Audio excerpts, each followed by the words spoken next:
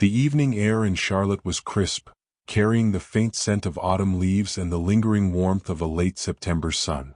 The city streets were alive with weekend energy, but nothing compared to the glow emanating from the Magnolia Event Center. Guests arriving for the wedding of Brandon Harris and Jessica Reynolds were greeted by a cascade of lights, a red carpet, and the quiet hum of excitement. Music from a live band floated through the grand ballroom, blending with the soft laughter of friends and family. Brandon, impeccably dressed in a tailored black tuxedo, moved among the guests with ease. At 28, he had a calm, confident presence, one that drew people in without demanding attention. Yet beneath the composed exterior, he felt a familiar flutter of nervous energy. This was his wedding day, the culmination of years of planning, and despite his calm demeanor, he wanted everything to be perfect. Jessica, radiant in her ivory gown, floated beside him like a dream made real. Her laughter sparkled through the room, and Brandon couldn't help but smile at the way everyone's eyes turned toward her. The ballroom was a masterpiece of elegance. Golden chandeliers hung from the ceiling, casting a warm glow on the polished marble floors. Tables were draped in soft cream linens, each adorned with towering floral arrangements of white roses and peonies. Candles flickered gently, adding a layer of intimacy to the otherwise grand space. Waiters moved gracefully between the tables, balancing trays stacked high with delicacies, roasted chicken, mashed potatoes, savory pastries, and desserts that glistened under the chandelier light. The guests themselves reflected a tapestry of Brandon and Jessica's lives. Old friends from college, co-workers from Brandon's software company, cousins and aunts from both families, all mingled, exchanging stories and laughter. The energy was infectious, creating a bubble that seemed to isolate the room from the chilly streets outside.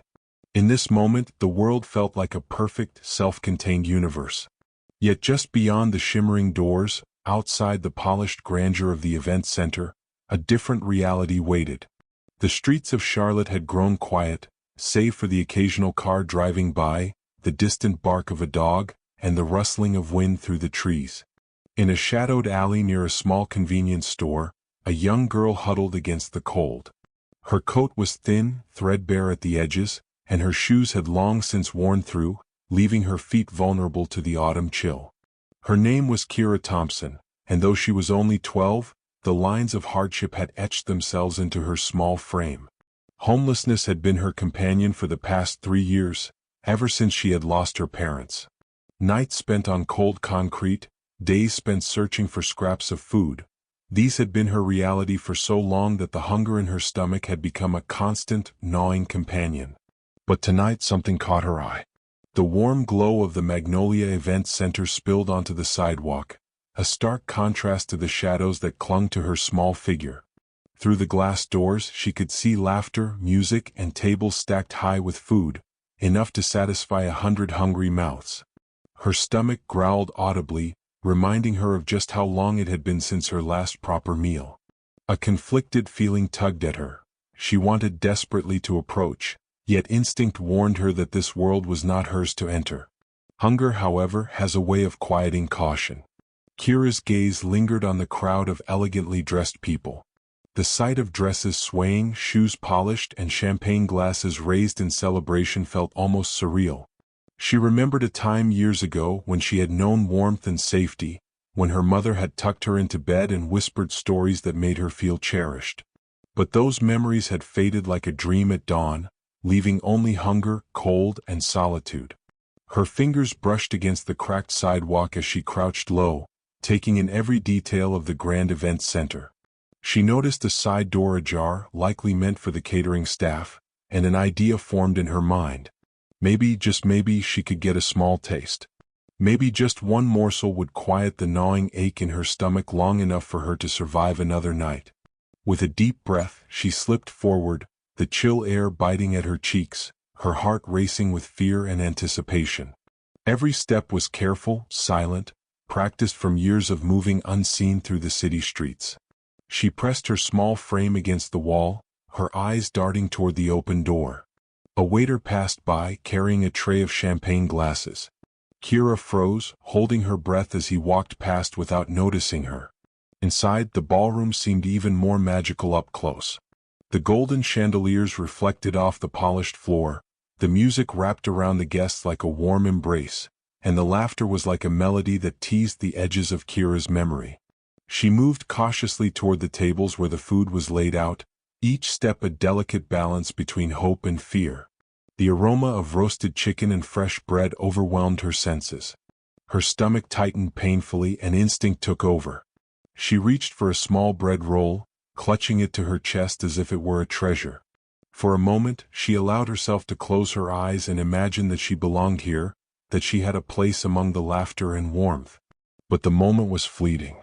From somewhere behind her came a faint rustle. Kira's eyes snapped open.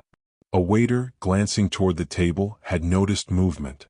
"Hey!" he called out, his voice sharp. Panic surged through her. Without thinking, she darted behind a decorative screen, heart pounding so violently she feared it might give her away. Just as she pressed herself against the wall, a familiar figure appeared. Brandon Harris, the groom himself, had stepped into the hallway, moving toward the side where the screen hid her.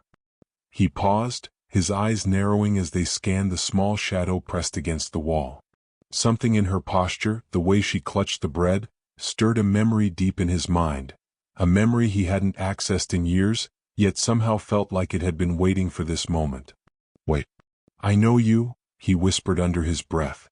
Kira froze. Her wide eyes met his, and for a heartbeat, the world seemed to stop. Recognition, fear, and hope collided in a single, fragile moment. Who was this man? And why did his voice feel familiar?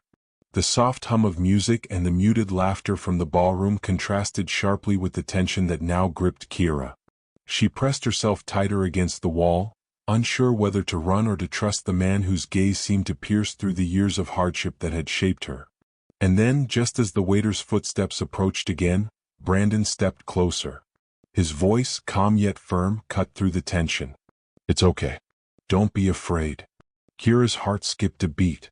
Could it be possible that this stranger, this elegantly dressed man in the tuxedo, could be someone who might see her, not just as a homeless girl stealing bread, but as a person worth remembering? A question hung in the air between them, unspoken yet potent. Would tonight be just another night of survival, or the beginning of something she never dared to hope for? The music from the ballroom seemed to swell, echoing the unspoken suspense. Outside, the cold remained, indifferent to the drama unfolding inside the warm glow of the wedding. And inside, a young girl clutched her stolen bread, caught between fear and the flicker of hope that something extraordinary was about to happen. The crisp air outside the Magnolia Event Center bit through the layers of Kira's thin jacket, leaving goosebumps crawling across her skin.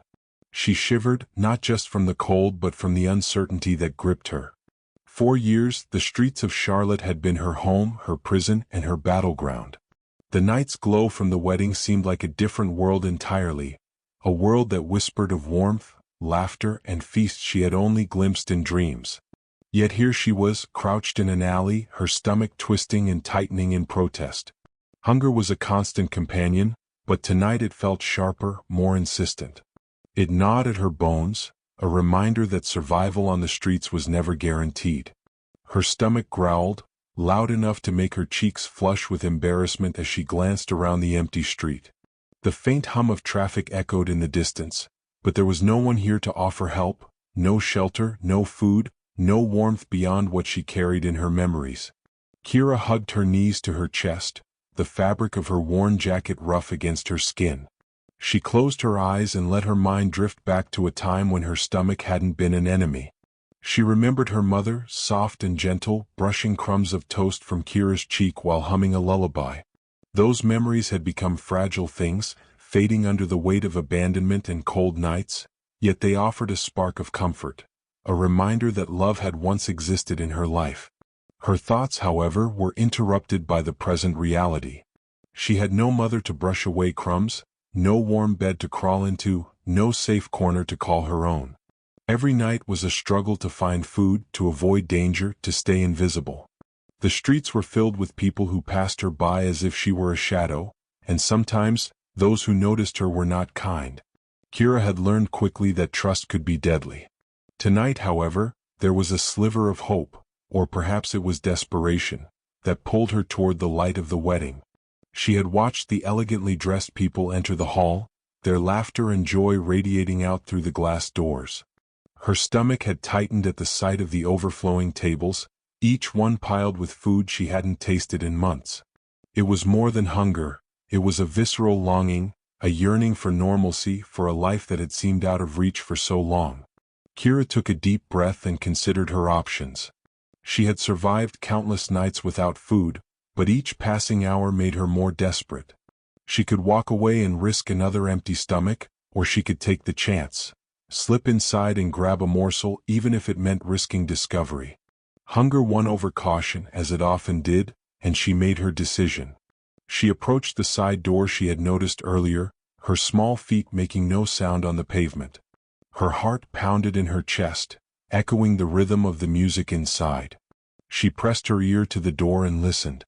The soft clinking of glasses, the murmur of conversations, and the distant laughter reassured her that no one was paying attention. Carefully, she nudged the door open and slipped inside, letting the warmth of the building wash over her. Inside, the contrast was almost overwhelming. The heat, the light, the smells, it was like stepping into another world. Kira's stomach twisted at the aroma of roasted chicken, baked bread, and desserts glazed with sugar. She had learned to survive without these comforts, but now, standing here, they felt tantalizingly close, almost cruel in their abundance. She moved cautiously, hugging the shadows as she navigated the perimeter of the room. Her eyes scanned for unattended trays, for moments when a guest or server would be distracted. Every step was deliberate, measured, practiced. Years of moving unseen through city streets had honed her instincts, and she relied on them now. Finally, she spotted a tray of bread rolls on a side table, left unattended for just a moment. Her hands trembled as she reached for one, gripping it like a treasure. The warmth of the bread against her cold fingers brought tears to her eyes. For a moment, she allowed herself to imagine that she belonged here, that she had a place among the laughter and celebration. But reality pressed against her. She was a stranger in this world, a shadow in a world of light, and she knew she had to be careful. Just as she took a small bite, she heard a noise behind her, a soft shuffle of footsteps that made her freeze. Her heart leaped into her throat. She pressed herself against a decorative screen, holding the bread close, and tried to make herself invisible. A waiter had spotted movement. "Hey!" he called, his voice sharp enough to make Kira flinch. Her mind raced. She had been in close calls before, but never like this, never in a place so full of people, so full of light and warmth. Panic surged through her, threatening to overwhelm her. She had to think fast. Should she run? Could she blend into the crowd unnoticed? Or would she be caught and thrown out, shamed for daring to reach for something she needed to survive? It was in that moment that Brandon Harris appeared. He had stepped into the hallway, moving toward the side where Kira crouched. His eyes narrowed, scanning the area, and then they settled on the small figure pressed against the screen. There was something in the way she held herself, the desperate clinging to a simple piece of bread, that stirred something in him, a flicker of recognition that he couldn't place but felt deeply. "Wait. I know you," he whispered, almost to himself. Kira's wide eyes met his. Fear and confusion collided within her. Could he really recognize her? From where? And if he did, what did that mean for her? She had learned not to trust easily, especially not strangers who seemed to know her. And yet, something in the calmness of his gaze offered a fragile hint of hope. The waiter's footsteps drew nearer, and Kira's pulse quickened. She pressed herself tighter against the screen, trying not to breathe too loudly, trying not to move a muscle.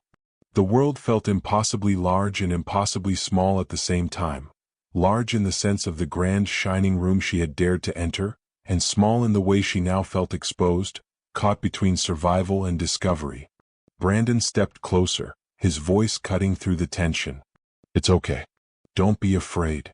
The words were simple, but to Kira, they carried weight she hadn't felt in years.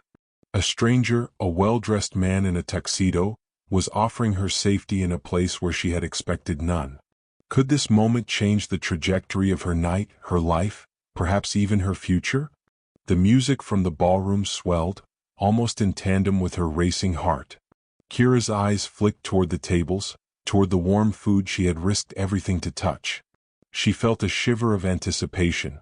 Was this the moment she had been waiting for, the break she needed to escape the endless cycle of hunger and cold? Or was it merely another fleeting illusion, destined to vanish the moment someone noticed her? She clutched the bread closer, torn between retreating and trusting the man who had spoken. Something about him stirred a long-buried memory, a whisper from the past she didn't fully understand yet. Could it be possible that he was someone who might see her, not just as a homeless girl stealing food, but as a person worthy of recognition, of care, of hope? The hall outside the alley seemed quiet, indifferent to the drama unfolding in the shadows. Yet inside, the tension coiled tighter with every second. Kira's small hands trembled, her mind spinning with possibilities and fears. The night had begun like any other, with hunger pressing against her ribs and uncertainty in every step. But now something was different. Something extraordinary was about to unfold, and Kira didn't yet know whether it would be salvation or disappointment. And as Brandon's eyes met hers again, steady and searching, a thought flickered in the depths of her mind. Perhaps this night would not be like the others. Perhaps tonight her life could change forever. Kira pressed herself tighter against the decorative screen, the piece of bread still clutched in her trembling hands. Her chest heaved as if her body couldn't decide between fear and the faint glimmer of hope that had just flickered to life. Brandon's gaze held something she hadn't seen in a long time, recognition, maybe even concern. Yet the walls around her heart, built from years of hardship, mistrust, and loneliness, hesitated to let that warmth in.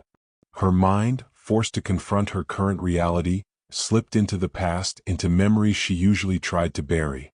She remembered her mother, Sharon, a kind woman with soft brown eyes that sparkled even in the hardest times. Sharon had been everything to Kira: mother, teacher, friend, protector. Together they had lived modestly in a small apartment in Charlotte, but it had been filled with love. They would bake bread together, share tiny treats, and dream aloud about the future. Sharon had often whispered, "No matter what happens, Kira, you're stronger than the world thinks." But those days ended abruptly. Sharon fell ill when Kira was 9, and the sickness came fast and merciless. Hospital rooms became a blur of antiseptic smells, beeping machines, and worried doctors. Kira had held her mother's hand through the longest nights, promising that she would take care of her, never imagining that she was promising herself a lie. The day her mother passed, Kira's world shattered into pieces that no child should ever be forced to pick up. Her father, once a gentle presence, had been unable to cope. When grief consumed him, he left Charlotte for a distant state prison sentence after a series of mistakes fueled by desperation. Kira remembered the quiet knock of the social worker at her door, the cold hand of authority guiding her into the foster system, and the echoing loneliness that settled in her chest like a permanent winter. Foster homes had been a patchwork of temporary shelter and disappointment. Some caretakers were kind, offering small comforts and encouragement, but the transient nature of these homes only reminded her that she belonged nowhere. Friends she made disappeared as quickly as they appeared, leaving behind shadows and unanswered questions. By 12, Kira had learned to move silently, to survive without expecting kindness, to find scraps where she could, and to trust only her instincts.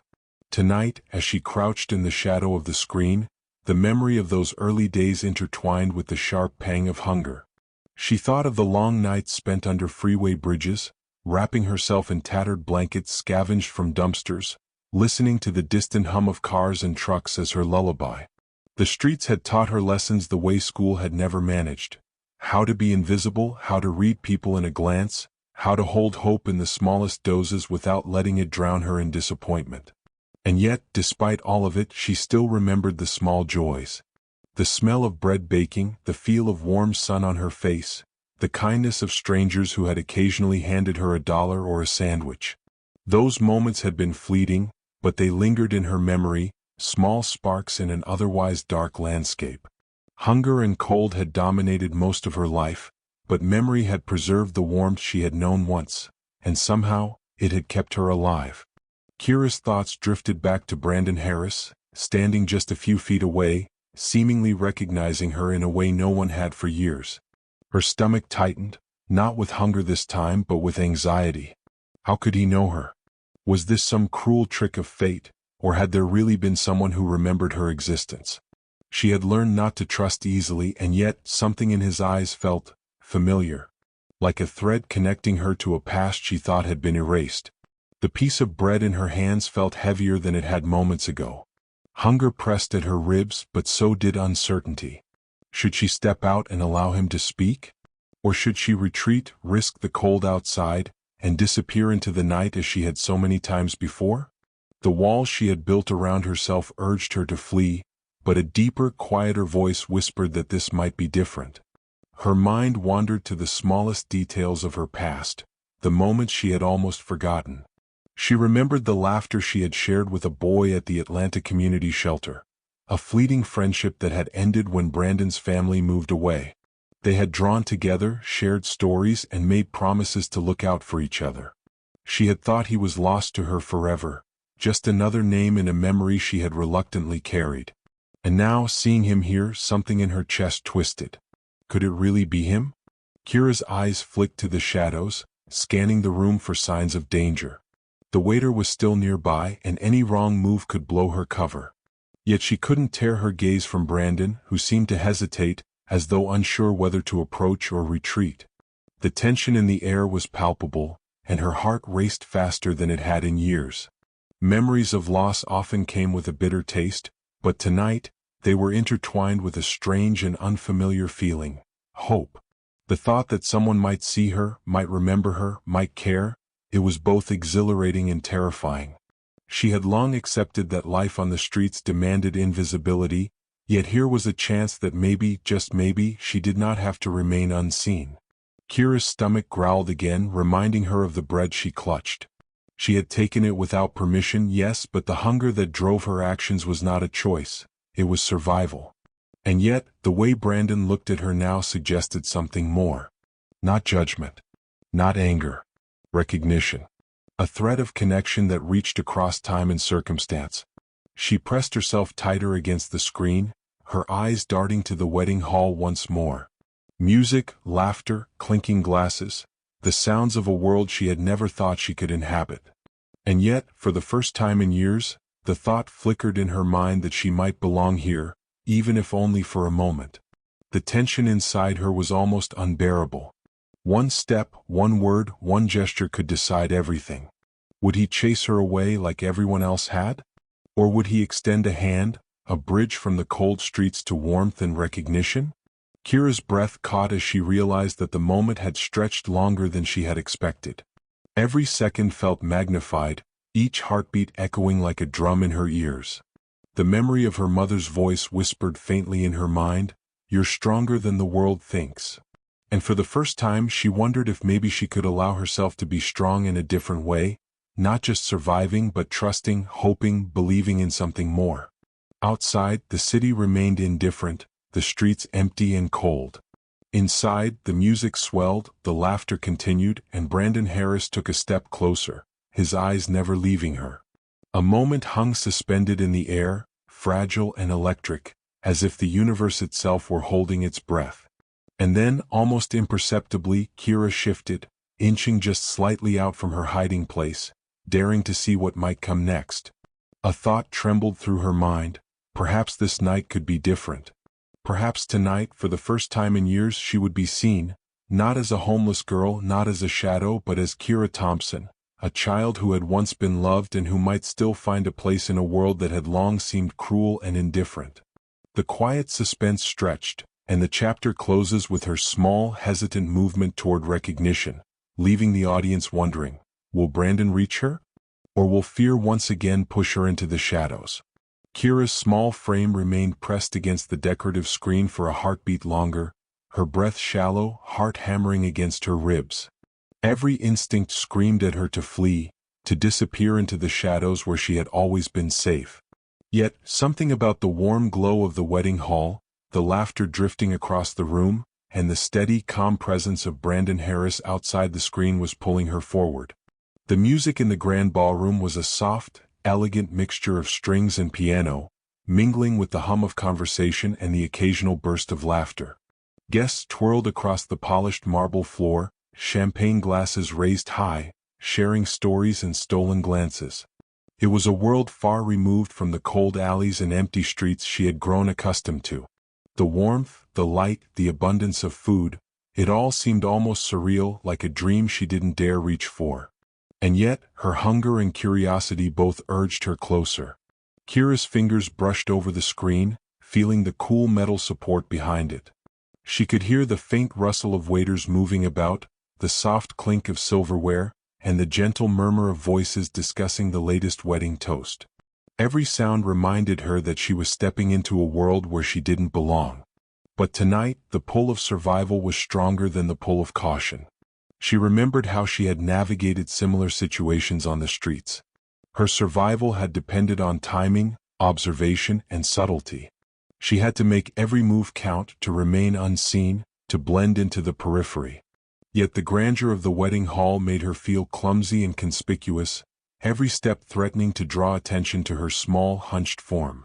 As she peeked out from behind the screen, Kira spotted a cluster of tables near the side of the ballroom, where food was laid out for guests who hadn't yet arrived at the buffet. Golden bread rolls glistened under the light, and the smell of roasted chicken and gravy wafted toward her, making her stomach twist painfully. Her mouth watered as she imagined the warm bread in her hands, the savory aroma filling her senses. Her gaze shifted toward the crowd, scanning for any gaps or moments when she could approach unnoticed. A group of guests had stepped away for photos, leaving the table momentarily unattended. Kira's pulse quickened. This was her chance. Carefully she moved forward, one small, deliberate step at a time. Every step felt like a gamble. The polished marble floor amplified her movement, and she had to adjust her balance, keeping her body low and agile. The warmth of the hall contrasted sharply with the chill she had felt outside, making her skin tingle and her senses hyper-aware. She was aware of every shadow, every movement, every shift in sound. Finally, Kira reached the edge of the table. Her hands hovered over the bread rolls, her breath catching as she prepared to lift one. The smell was intoxicating, reminding her of simpler days when meals had been a shared joy, not a scarce treasure. She clutched a single roll in her small hands, pressing it to her chest, savoring the warmth against her fingertips. And then she froze. A shadow fell across the table, and she caught movement out of the corner of her eye. Brandon had stepped closer, his gaze fixed on her, calm but probing. She felt a jolt of recognition, though she couldn't place why his face seemed familiar. His presence was both terrifying and comforting, a paradox that left her rooted in place. "Hey, it's okay," he said softly, his voice low but firm. It carried a weight of reassurance she hadn't felt in years. "You don't have to be afraid." Kira's stomach twisted, not just from hunger but from uncertainty. Could she trust him? Her years on the streets had taught her that kindness was often fleeting, that a friendly face could quickly turn into judgment or scorn. Yet there was something different about Brandon. Something she couldn't define, but it made her hesitate, made her consider stepping forward. Her mind flashed back to the few brief moments of kindness she had experienced in her short life.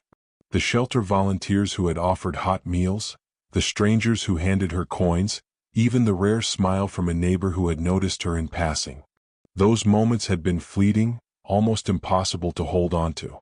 And yet this felt like it could be more. Kira's gaze wandered to the guests, the laughter, the clinking of glasses, the warmth that filled the room. She had spent years imagining such a place, a world where food was plentiful, warmth was constant, and people smiled without malice or judgment. She had thought it was a dream she could never touch, a life that belonged only to others. And now, standing here on the edge of possibility, the dream seemed within reach, if only she could take one small step forward. She shifted slightly, inching closer to the table, and the soft rustle of her movement caught Brandon's attention. He stepped even closer, his presence steady and unthreatening, giving her a sense of safety she hadn't felt in years.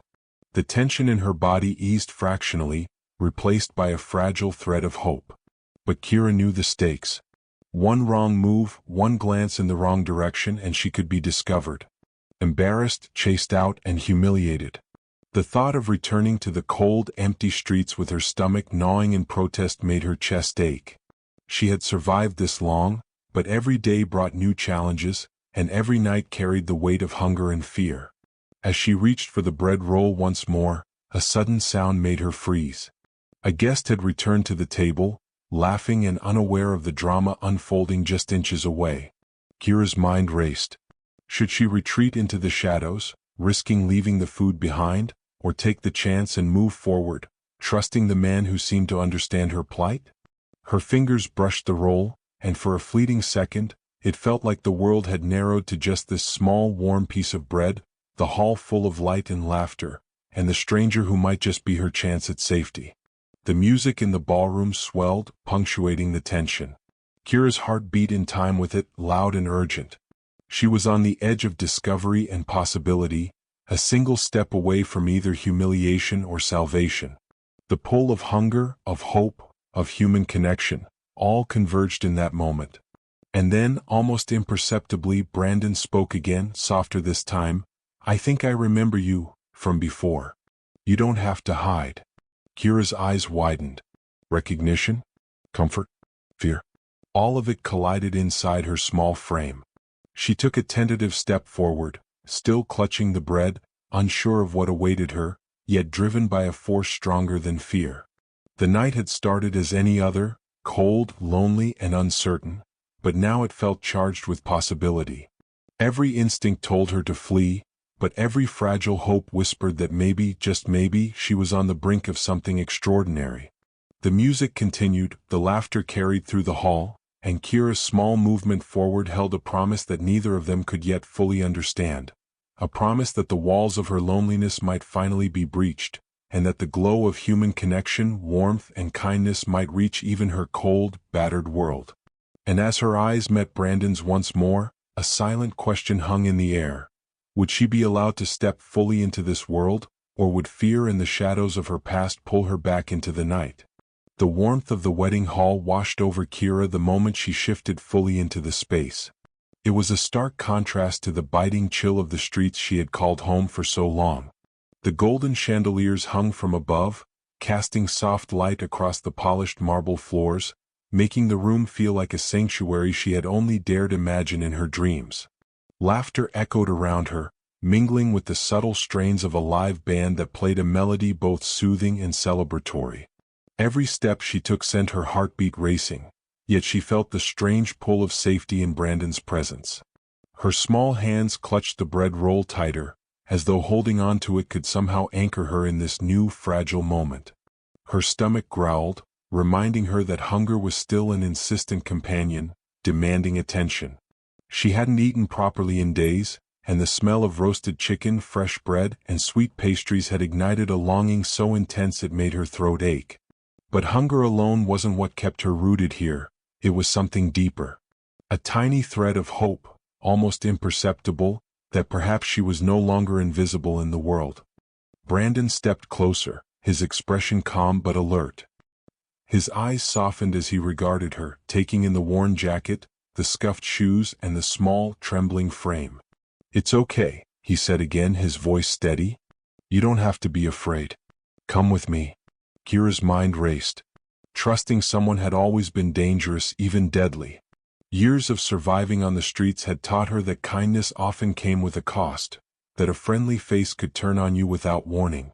But there was something in Brandon's eyes, a familiarity that tugged at her memories, something she couldn't quite place but didn't want to ignore. She swallowed hard, feeling the lump of uncertainty in her throat, and took a tentative step forward. The polished marble beneath her small feet made a faint click, echoing in the hall like a reminder that every move mattered. Guests continued to laugh and dance, oblivious to the fragile drama unfolding near the side of the room. Kira's heart raced with fear and excitement, a combination that left her on the edge of hesitation and daring. "Here," Brandon said gently, holding out his hand. "Let's get you somewhere safe at least for tonight." Her fingers twitched. Taking his hand felt both terrifying and necessary. She remembered her mother's words, whispered long ago, "You're stronger than the world thinks." Was this strength? Trust? or simply the desperate need to survive. With a shaky exhale, Kira placed her hand in his. The warmth of his grasp was foreign, yet reassuring. Brandon led her past the edge of the buffet tables, careful to keep her hidden from the bustling guests. Kira's eyes darted to the platters of food: golden brown chicken, steaming rolls, bowls of creamy mashed potatoes, and desserts that glimmered under the chandelier light. She wanted to reach for everything at once, but the memory of being caught, chased, or ridiculed kept her frozen. Tonight, she decided, one small bite at a time was enough. They reached a quieter hallway that led toward a corner of the hall, away from prying eyes. Brandon gestured to a small table and chair tucked in the shadow of a column. "Sit here," he said softly. "No one will bother you." Kira lowered herself onto the chair, still gripping the bread roll. For a moment, she just stared, taking in the grandeur and warmth that surrounded her. Her fingers absent-mindedly traced the crust of the bread, savoring its texture, its warmth, as though memorizing the sensation for later. Hunger still pressed against her ribs, but the tension in her body eased slightly. Brandon disappeared for a moment, returning with a plate filled with a modest portion of chicken, bread, and some mashed potatoes. He set it gently in front of her, giving her space to eat without embarrassment. "Here," he said. "You need to eat. You've been through a lot." Kira's eyes widened. No one had ever offered her food like this before. Usually, meals were taken in haste, in secrecy, with fear that someone would catch her. The idea of eating without running, without hiding, was almost unimaginable. She hesitated for a heartbeat, then picked up the fork and began to eat. Each bite was slow, deliberate, a small reclamation of a life that hunger had stolen from her. Her mind, however, was never fully at ease. While the immediate threat of discovery had passed, she remained wary. The streets had taught her vigilance. Trust was fragile, and every kind gesture carried the potential for disappointment. She ate, but her eyes constantly scanned the surroundings, watching for movement, listening for voices that might bring judgment or anger. As she ate, fragments of her past surfaced again, blending with the strange new reality she now faced.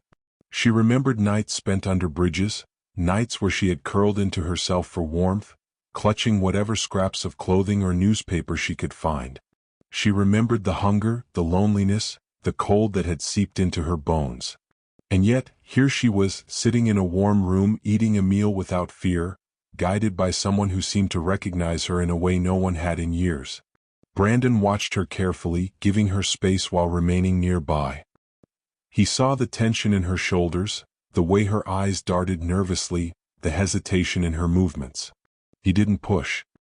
He knew that patience was necessary, that trust, once broken or absent for so long, could not be demanded, it had to be earned. For Kira, every bite was a small act of courage. Each chew, each swallow reminded her that survival wasn't just about enduring hardship. It was about accepting help when it came, even when it felt unfamiliar or frightening. She realized, with a mixture of awe and disbelief, that she could allow herself to exist in this space, even if just for a few minutes, without fear. But the past has a way of lingering, refusing to let go so easily. As Kira finished the last of the bread, her mind drifted to the street corners she had called home, the shadows that had been her companions, and the hunger that had been her constant companion. She wondered if this moment of warmth and kindness was real, or if it would evaporate as quickly as it had arrived. The soft hum of music from the ballroom reached them through the hallway, and Kira's eyes flicked toward the open space, where laughter and dancing continued. She wanted to be part of it, yet the weight of years spent invisible made her hesitate. Could she ever belong in a world like this, even for a fleeting moment? Brandon noticed her gaze and offered a reassuring smile. "You're safe here," he said. "Tonight, just for tonight, you don't have to worry about anything else." The words resonated in Kira's chest like a bomb. A tiny spark of hope flickered, illuminating the dark corners of her mind that had long been filled with fear and mistrust. For the first time in years, she allowed herself to believe that there might be a way out of the endless cycle of hunger and uncertainty. And yet, even as she sat there, a quiet tension remained. The world outside was still waiting, indifferent and harsh. She knew that the comfort of this moment could be fragile, fleeting, and that one misstep could undo everything. The lingering uncertainty tightened around her, a reminder that life had never been easy and would likely never be simple. But for now she ate, slowly reclaiming the strength that hunger had sapped, and allowed herself the barest hint of trust. She wondered what would come next.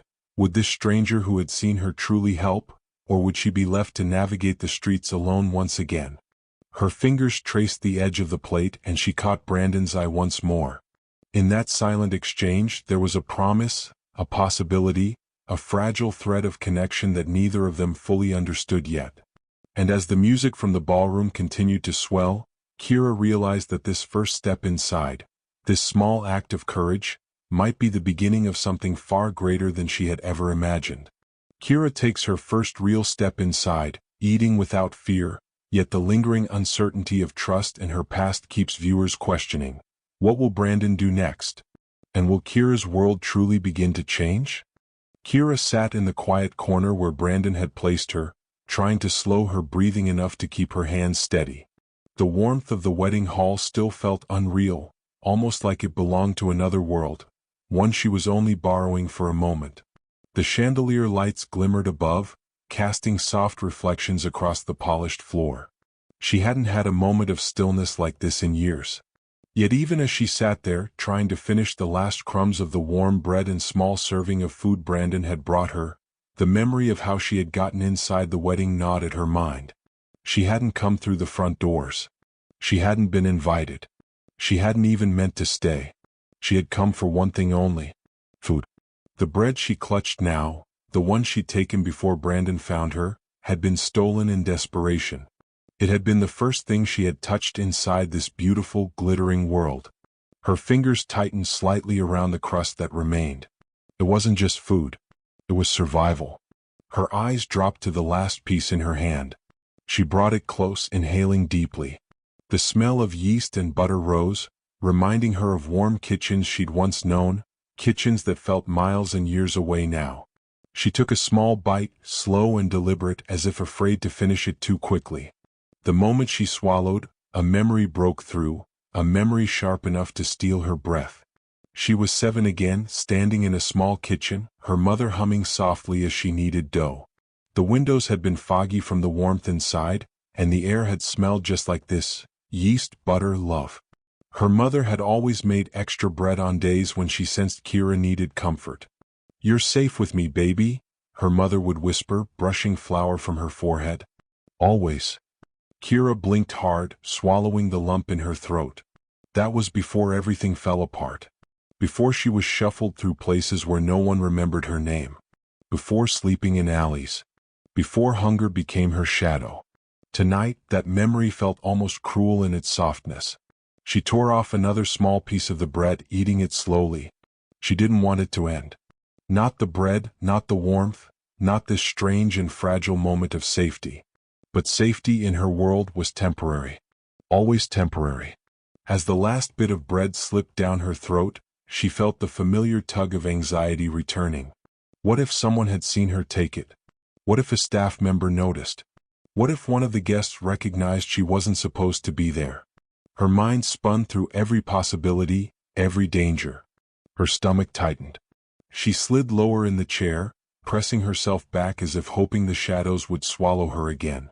She'd been chased off properties before: stores, events, restaurants, anywhere she tried to sneak food. People didn't look at her and see a child in need. They saw trouble. A nuisance. Someone to remove. Brandon was kind, but kindness could vanish quickly if the wrong person intervened. Her gaze drifted toward the ballroom. Guests were returning to the buffet area, laughing and chatting, plates piled high with food. Kira felt her body tense. She imagined someone walking over to Brandon saying, "Why is she here?" She imagined someone demanding the staff remove her. She hugged her small arms around herself, sinking deeper into the chair. The ballroom lights flickered slightly as a new song started, and the sudden swell of music made her flinch. Her nerves were stretched thin. She wiped her mouth with the back of her hand, glancing around nervously, almost expecting someone to appear and expose her. That was when she noticed a catering staff member moving toward the buffet table she'd taken the bread from earlier. He paused, inspecting the arrangement, adjusting a few plates, then frowned. His eyes swept the area, sharp and searching. Kira's heartbeat surged. She recognized that look. It was the look of someone who noticed something was missing. Her breath hitched. She sank lower, fingers gripping the sides of her seat. The staff member called out to another waiter, signaling toward the table. Kira couldn't hear the exact words, but she didn't need to. The way they examined the food arrangement, the way they pointed, it was the same routine she'd seen in stores and bakeries before they chased her out. Her palms grew sweaty. Her heart pounded so hard she felt it echo in her ears. Brandon wasn't beside her anymore. He'd stepped away to speak with someone across the hall. She was completely alone in this corner. Vulnerable. Unprotected. The waiters continued inspecting the area, their expressions darkening with suspicion. One of them glanced around the room, scanning faces, scanning corners, scanning shadows, scanning her direction. Kira pulled her knees up slightly, trying to make herself smaller, almost invisible. She ducked her head, hoping the dim corner would keep her hidden. Her mind raced with possibilities. What if they ask me to leave? Should I run? What if running makes it worse? Should I hide again? But what if they catch me? The thought of being chased in front of all these fancy guests made her stomach twist painfully. She couldn't handle those eyes, judgmental, confused, cold. She'd seen that look enough times to know it well. The waiter took a step in her direction. Kira felt her entire body freeze. Her fingers curled tightly into the fabric of her jacket. Her breathing went tight and shallow. She wished she could disappear, sink into the chair, fade into the shadows. Just as the waiter took another step, Brandon reappeared on the far side of the hallway. He scanned the room quickly and his eyes landed on her, small, tense, clearly terrified. His expression shifted instantly. Concern. Urgency. Recognition. Kira watched him move toward her, weaving around guests with quiet purpose. But the waiter was still approaching from the other side, each step bringing him closer. Her pulse thudded louder. Two paths were closing in on her, one of danger, one of uncertain safety. She gripped the chair, eyes darting between Brandon's steady approach and the staff member's tightening expression.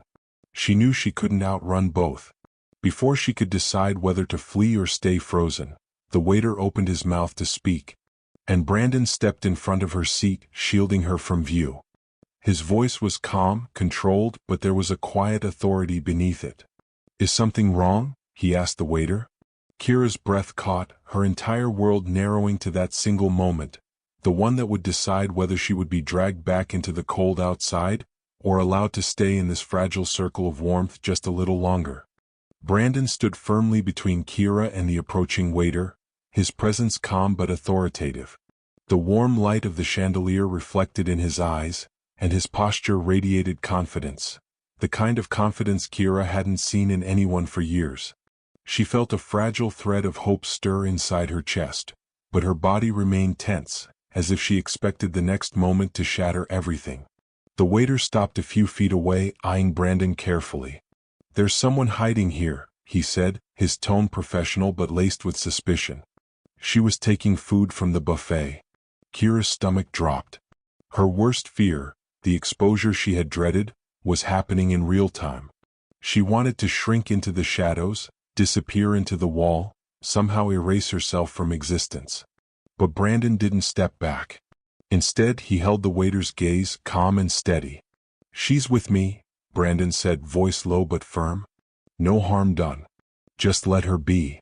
The waiter frowned, glancing down the hallway toward Kira, then back at Brandon. I wasn't aware." His words faltered as Brandon's commanding presence kept him in place. Kira's pulse raced. She couldn't believe she had been found and yet saved in the same breath.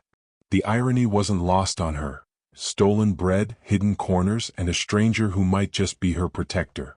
She glanced at Brandon, noticing the subtle determination in his eyes. He wasn't just stopping the waiter. He was making a silent promise that she wouldn't be dragged back into the cold, unforgiving streets. Still, danger lingered. The other staff members nearby were watching, their expressions uncertain, their curiosity piqued. Kira could feel the tension coil around her like a tightening rope. She tried to keep her breathing steady, but the adrenaline made her hands shake. She was caught between fear and relief, a small girl navigating a world too large for her to feel fully safe in. Brandon took a step closer to her, offering a reassuring nod. "You don't have to explain anything," he said quietly. "Just stay calm. I'll handle it."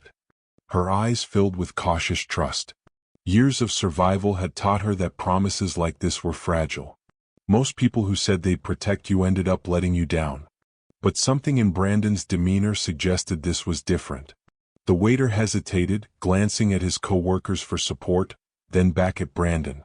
"All right, if you say so," he muttered, clearly reluctant. With one last wary look toward Kira, he turned and walked away. The tension didn't entirely leave the room, but the immediate danger had passed.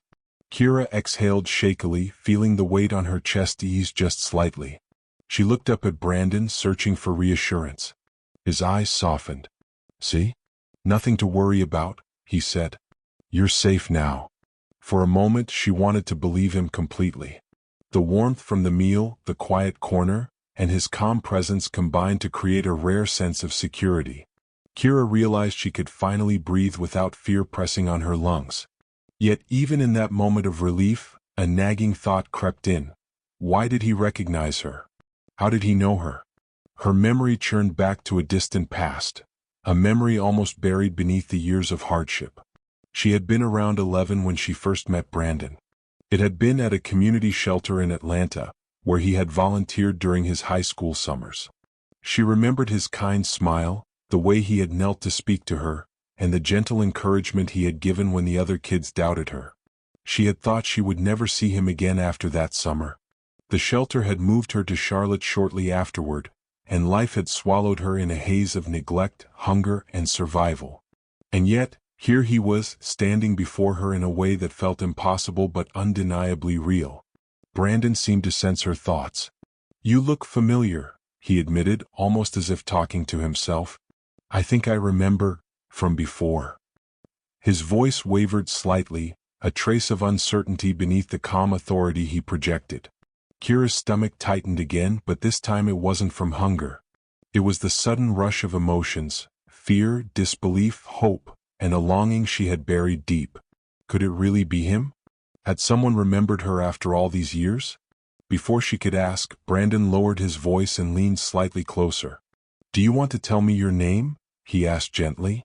Her lips parted, but no words came. She hadn't been called by her real name in so long that it felt foreign, almost dangerous to speak it aloud. But something in his steady gaze urged her forward. Finally, in a whisper, she said, "Kira. Kira Thompson." Brandon's eyes widened slightly, and for a moment, the room seemed to narrow to just the two of them. "Kira Thompson," he repeated softly. I remember you." Her heart lurched. Recognition. After all the years of being invisible, after all the nights she had spent shivering in alleys, someone remembered her. Not just anyone, but him. Brandon Harris, a name from a summer she had thought lost forever. But even as relief flooded her, the tension returned. How could he have recognized her after all these years? What did this mean for her? Could she truly trust someone who knew her past, who might see all the scars and broken pieces of her life? Before she could process the thought, the music from the ballroom swelled louder, and the distant sound of laughter reminded her that this world was still not entirely hers. She was safe, but only just. And safety, Kira had learned, could disappear in a single heartbeat.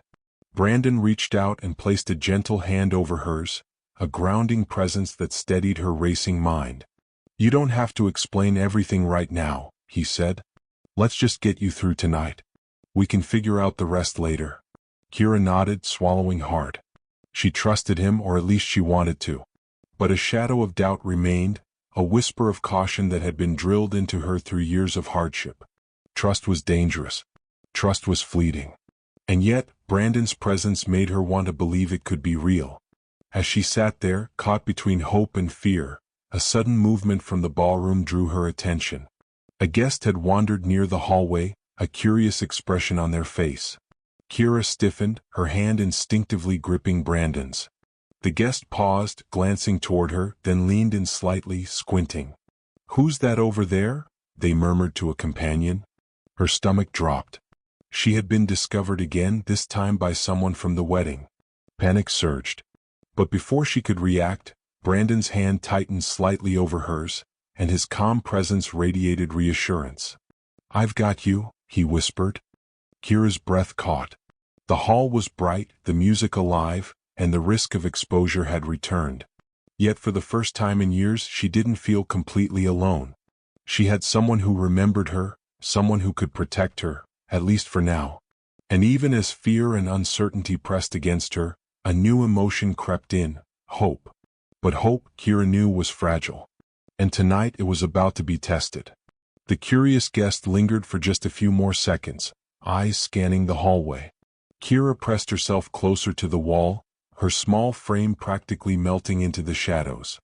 Her hand instinctively found Brandon's, gripping it tightly, seeking the reassurance she had come to rely on in just the last few minutes. Every muscle in her body screamed at her to run, to vanish into the darkened corners of the wedding hall, but Brandon's calm presence held her in place. "Stay here," he whispered. "I'll handle this." Before she could protest, he stepped forward, moving with a quiet authority that made even the wedding staff pause. Kira watched him, heart pounding, as he approached the guest. There was a measured patience in his stride, a careful balance between assertiveness and politeness. "Excuse me," Brandon said, his voice steady but warm. "Is there something you need?" The guest, a woman in her mid-30s with an elegant dress and sharp eyes, blinked. I thought I saw someone there," she said, glancing nervously toward Kira. "I wasn't sure." Brandon nodded slightly, his tone calm, diffusing the tension. "She's just visiting," he said gently. "No one needs to worry." The woman hesitated, studying him. "Visiting?" she asked. "Yes," Brandon replied. "She's a friend. Just getting settled." He gave Kira a subtle nod, reassuring her without words. The woman's gaze lingered for a moment longer, then softened. "All right," she said, and turned away, clearly satisfied for now. Kira exhaled softly, feeling a weight lift from her chest. She had survived another moment of scrutiny without being exposed. But even as relief washed over her, she realized that the hall was still alive with unseen eyes, each guest a potential threat to her fragile safety. Brandon returned to her side, kneeling slightly to meet her gaze. "You're okay," he said softly. "For now." Kira nodded, still gripping his hand. The warmth of his presence was grounding, yet her mind remained alert. She had survived countless threats on the streets, and she knew that safety was rarely permanent. The wedding hall was a temporary reprieve, a fragile bubble in a world that had long been cruel. Her eyes flicked toward the buffet table again, lingering on the remaining food. Hunger gnawed at her, a persistent reminder of the life she had led. She wanted to take more, but a quiet voice in her mind warned against it. Every act carried consequences. Every choice mattered. Brandon seemed to sense her internal struggle. "Don't worry about that right now," he said gently.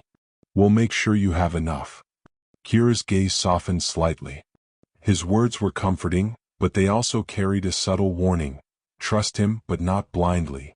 She nodded, letting herself relax just a fraction.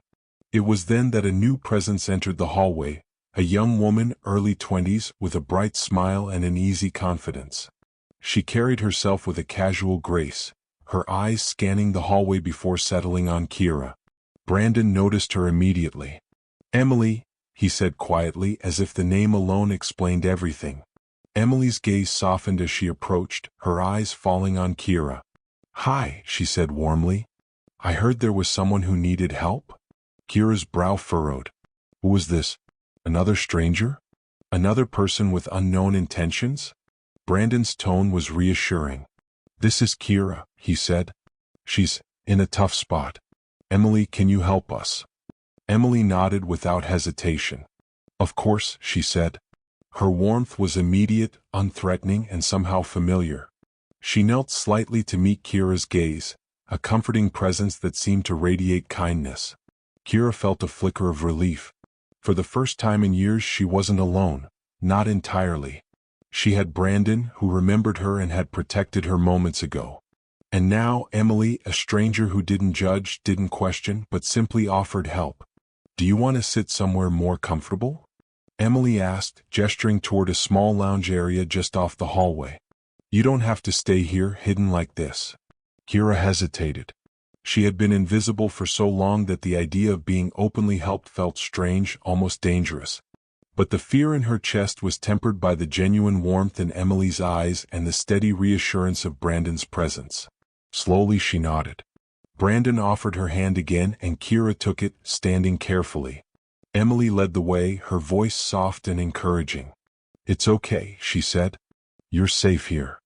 The lounge area was a quiet refuge, with plush chairs and soft lighting that contrasted sharply with the bright, bustling wedding hall. Kira sank into one of the chairs, feeling a sense of comfort she hadn't experienced in years. The warmth of the room, the soft hum of distant music, and the presence of two people who seemed to care about her well-being created a fragile sanctuary.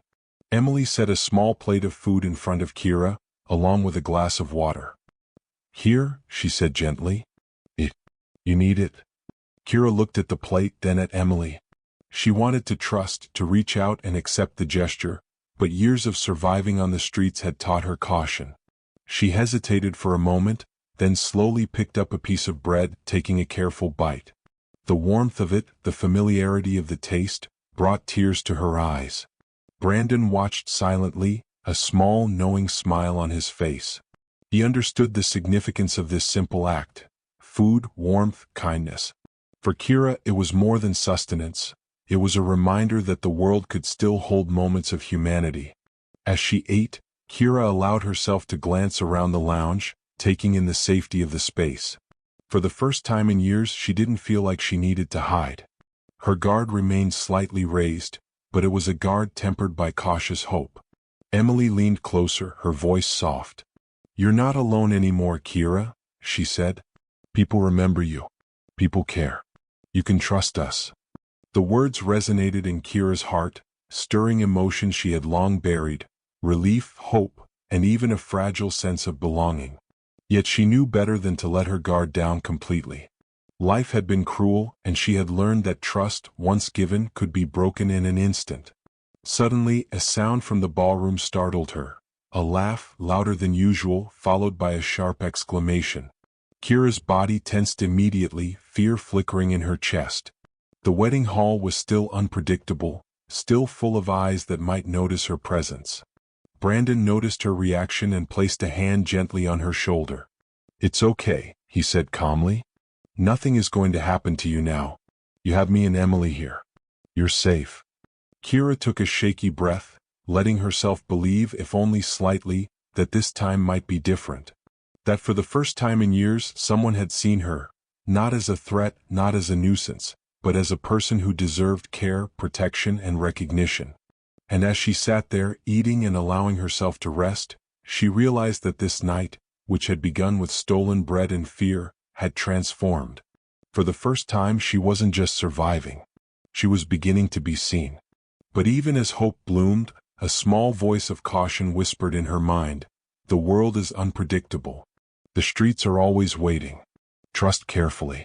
And in the quiet corner of the lounge, Kira knew that the next moments would test her in ways she hadn't imagined, pushing her to decide whether she could truly step into this fragile circle of safety, or whether the shadows of her past would pull her back into the night.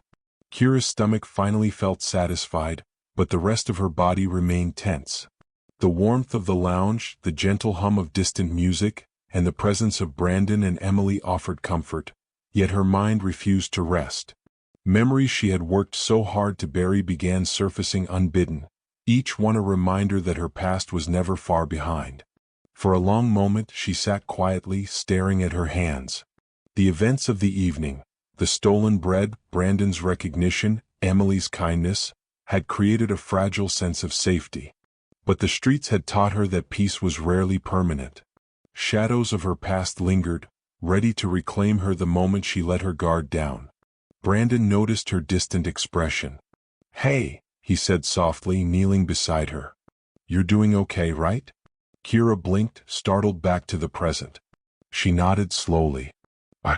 I think so," she whispered, her voice almost lost. It's just everything. Emily placed a comforting hand on her shoulder. You've been through a lot, she said gently. It's okay to feel it now. You don't have to hide from it.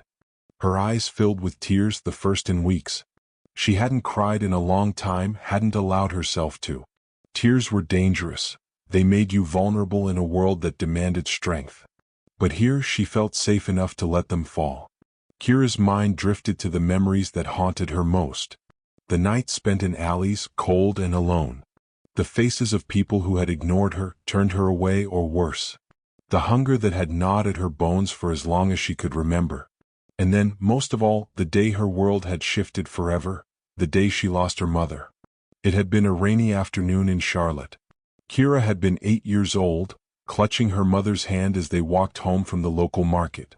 A car had skidded on the wet pavement, and her mother had pushed her out of the way, taking the brunt of the impact herself.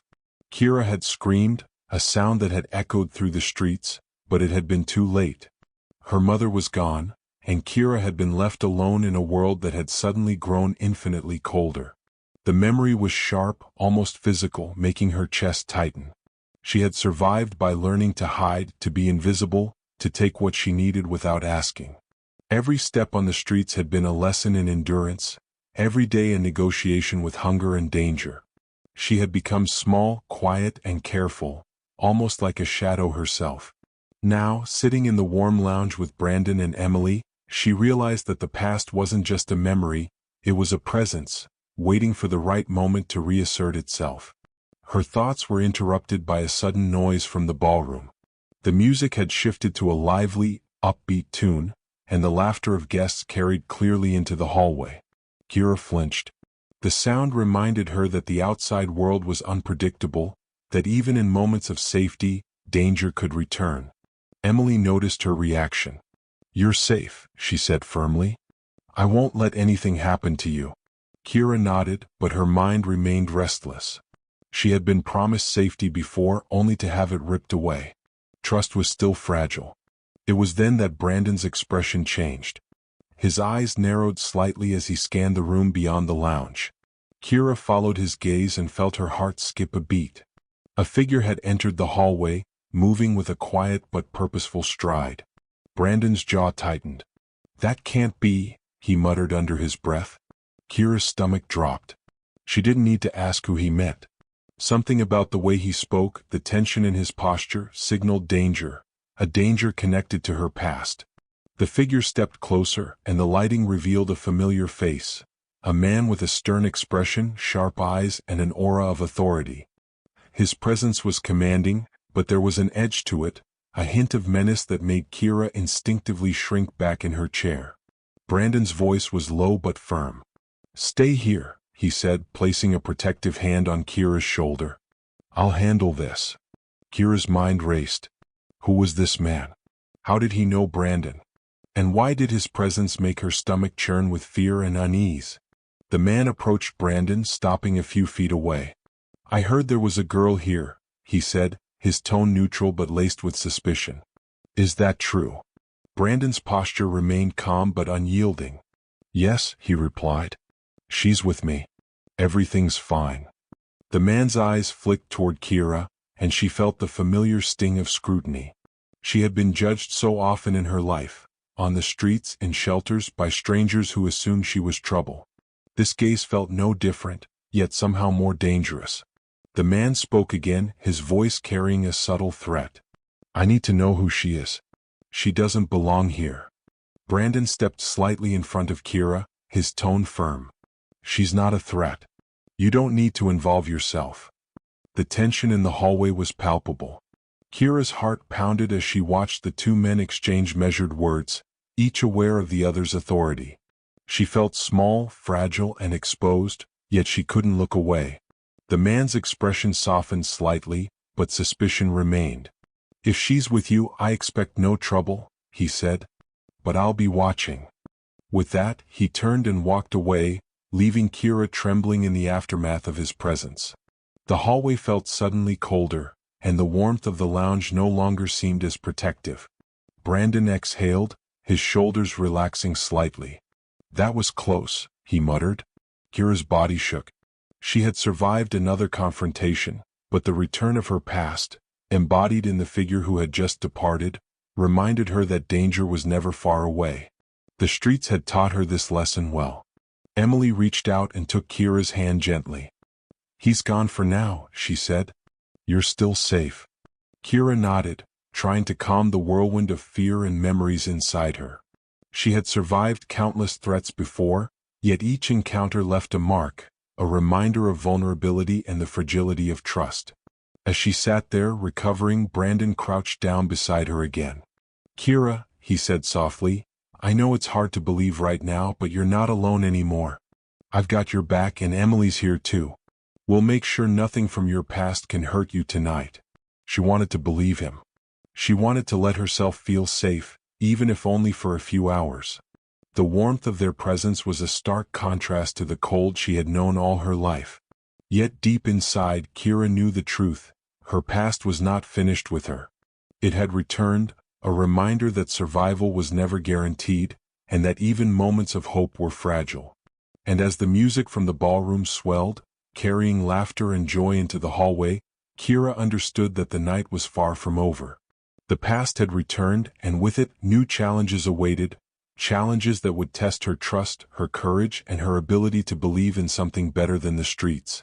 Kira's small hands trembled as she clutched the edge of the lounge chair. Her chest felt tight, a mixture of lingering fear from the hallway encounter and the growing awareness that her carefully hidden life might no longer remain a secret. She had survived by being unseen, by blending into shadows, and now for the first time someone from her past, or at least someone connected to her past, had returned. Brandon and Emily sat close, offering quiet reassurance. Their presence was comforting, but Kira knew it couldn't erase the truth. The life she had tried to escape was closing in. Brandon leaned forward, his tone gentle but firm. "Kira, there's something you need to tell me. Something important." Kira's eyes widened. She had spent years hiding pieces of herself from the world and even from people who had tried to help. And yet, Brandon's gaze, full of understanding and patience, made it feel safer than it ever had to speak. I'm not supposed to be here," she whispered, her voice barely audible. "I didn't belong. I took the food." Brandon nodded slowly as though he had expected her confession. "I know," he said. "But it's okay. That's not why I'm asking. There's more, isn't there?" Her throat tightened. She wanted to tell him everything, the streets, the alleys, the hunger, but she didn't know where to start.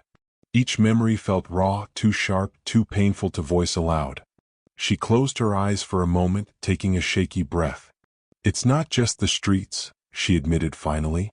There's someone looking for me. Someone who knows things about my family. Things I've tried to forget." Emily's hand covered hers gently. "We'll help you," she said softly. "No one's going to hurt you here. You're safe with us." Kira opened her eyes and met Brandon's gaze. He nodded, a quiet reassurance that somehow made her braver. "Tell me everything," he said. "I need to understand so I can protect you." Her lips trembled as the memories poured out.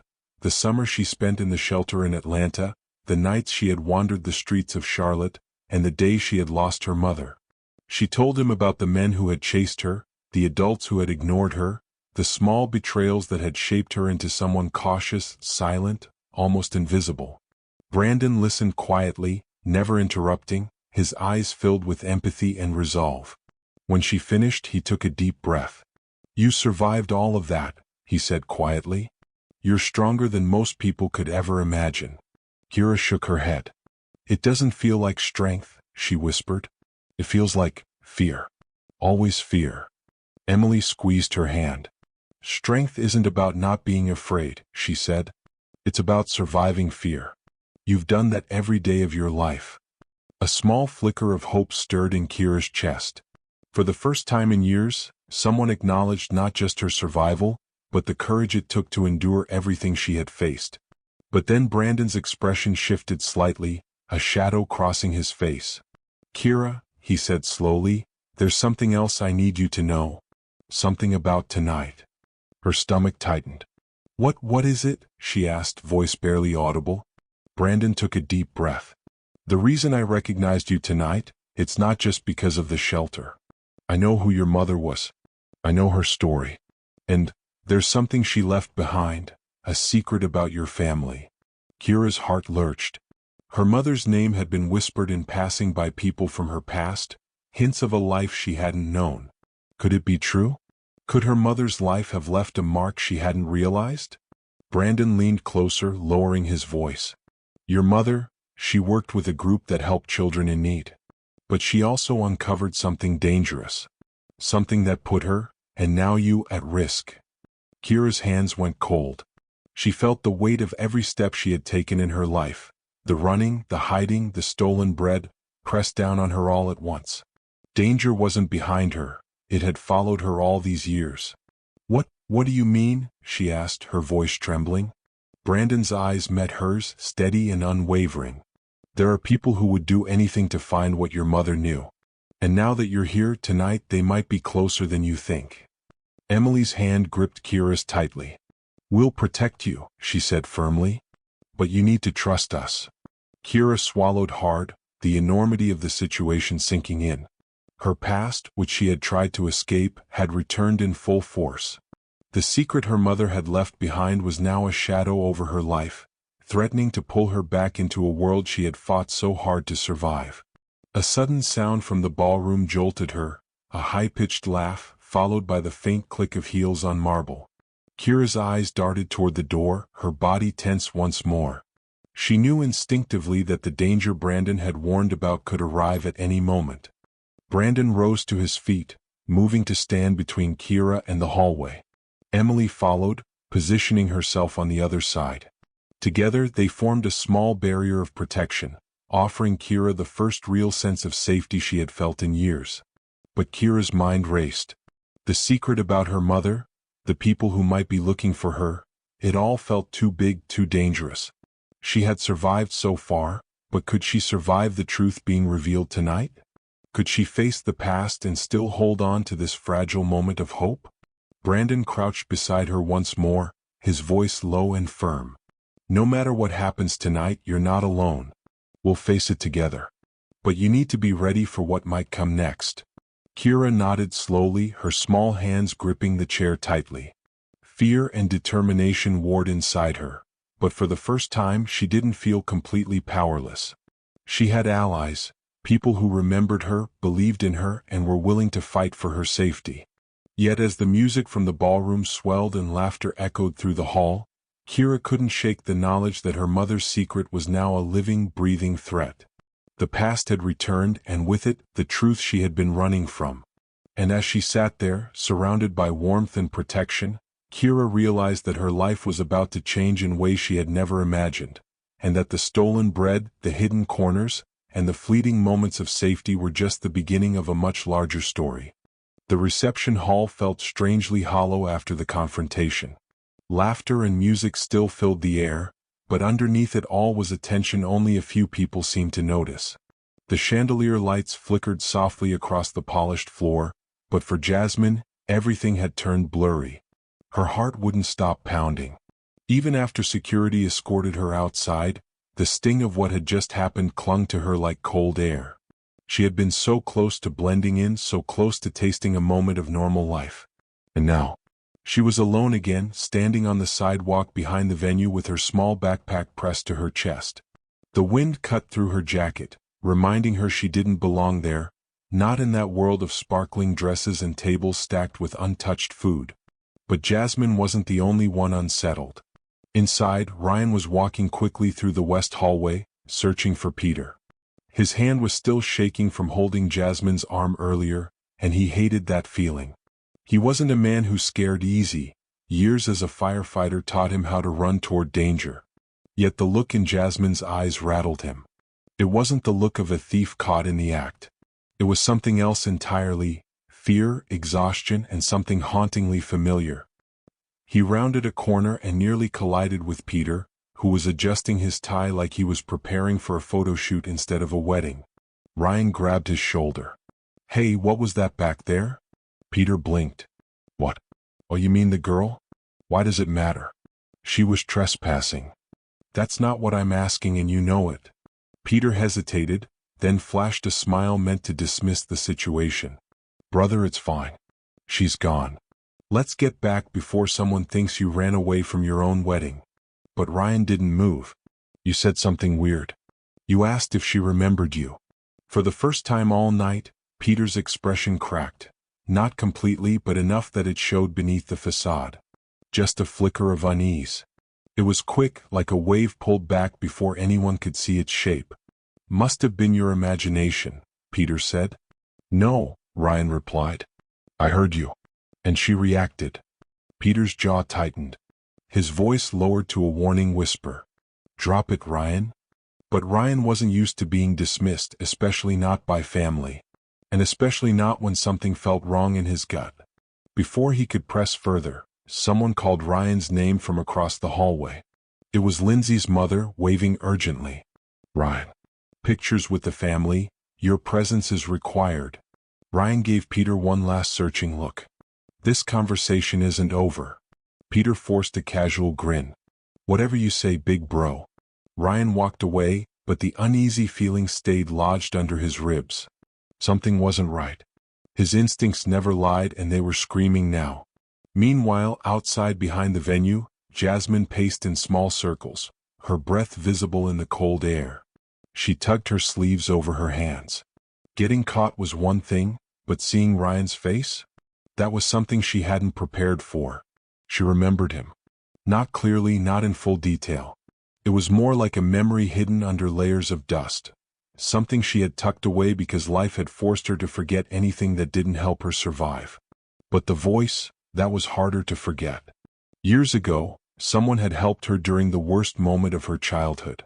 A boy older than her had pulled her from danger when she froze in fear.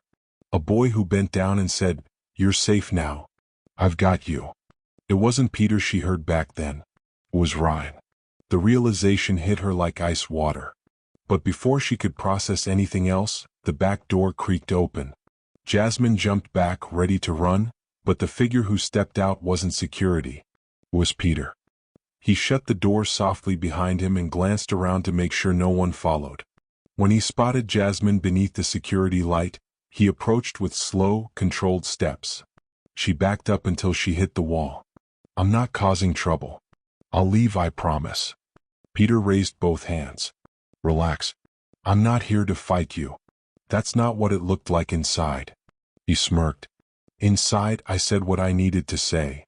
The way he said it made Jasmine's stomach twist. Peter leaned against the brick wall casually, hands in his pockets.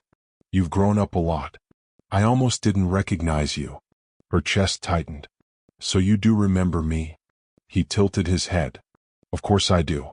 I remember everything. Jasmine swallowed hard. Why didn't you say anything back then? When I was outside the church? When you saw me struggling? Why now? Peter's eyes sharpened.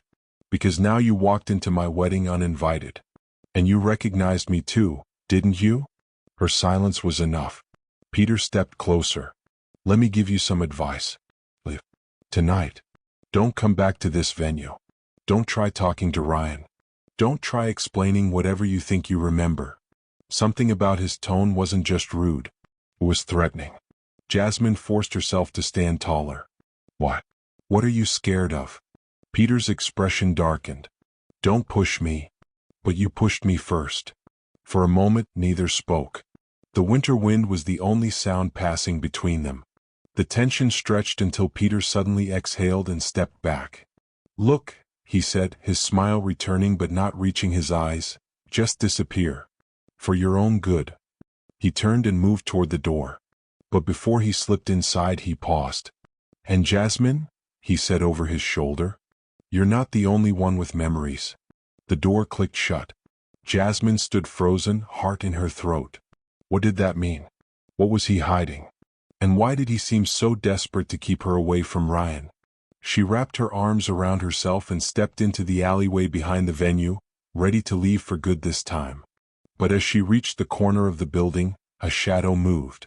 A man stepped from behind the service entrance. Not Peter. Not a waiter. Ryan. His expression was stunned, his breath visible in the cold. He had heard everything. Jasmine, he whispered. What did my brother mean by that? Jasmine's heart dropped. The past she had avoided for years had finally caught up, and the person standing in front of her had the power to unravel all of it. The alley behind the reception hall felt colder than the night air should have allowed. Jasmine shivered, pulling her thin jacket tighter around her small frame. Her heart hammered, echoing in her ears louder than the faint laughter and music coming from the ballroom.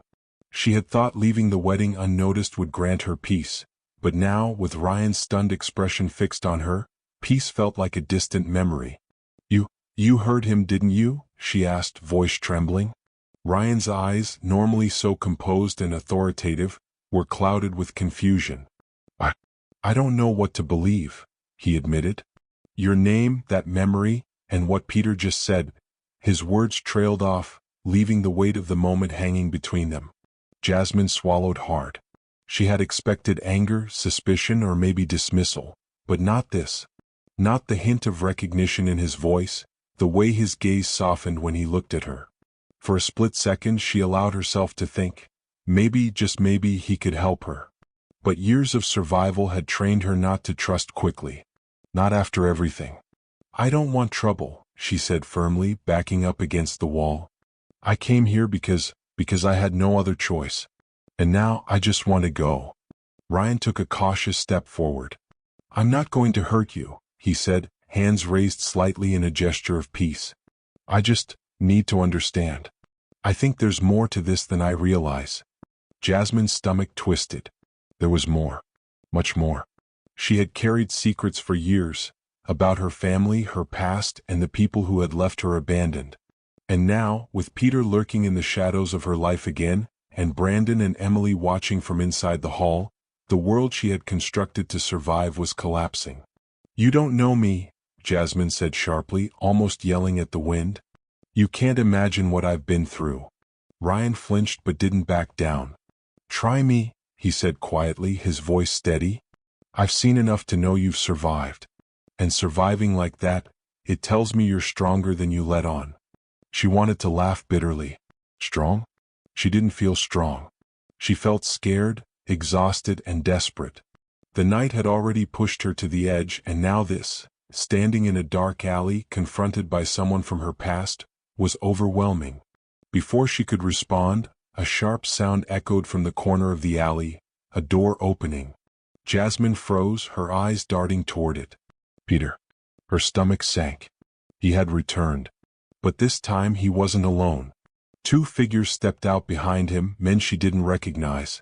They were tall, broad-shouldered, and moved with a quiet precision that screamed danger. Jasmine's mind raced. These weren't wedding guests or passers-by. These were people sent to make sure she couldn't escape. People who had been watching, waiting. Ryan's jaw tightened.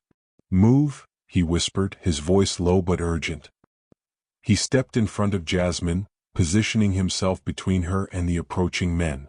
Jasmine's heart lurched. For the first time in years, someone was standing between her and immediate danger. Someone who wasn't afraid to confront it. The taller of the two men stepped forward, his face hard and unreadable. "We've been looking for her," he said in a low voice. "Peter said she's here. Hand her over." Jasmine's mouth went dry.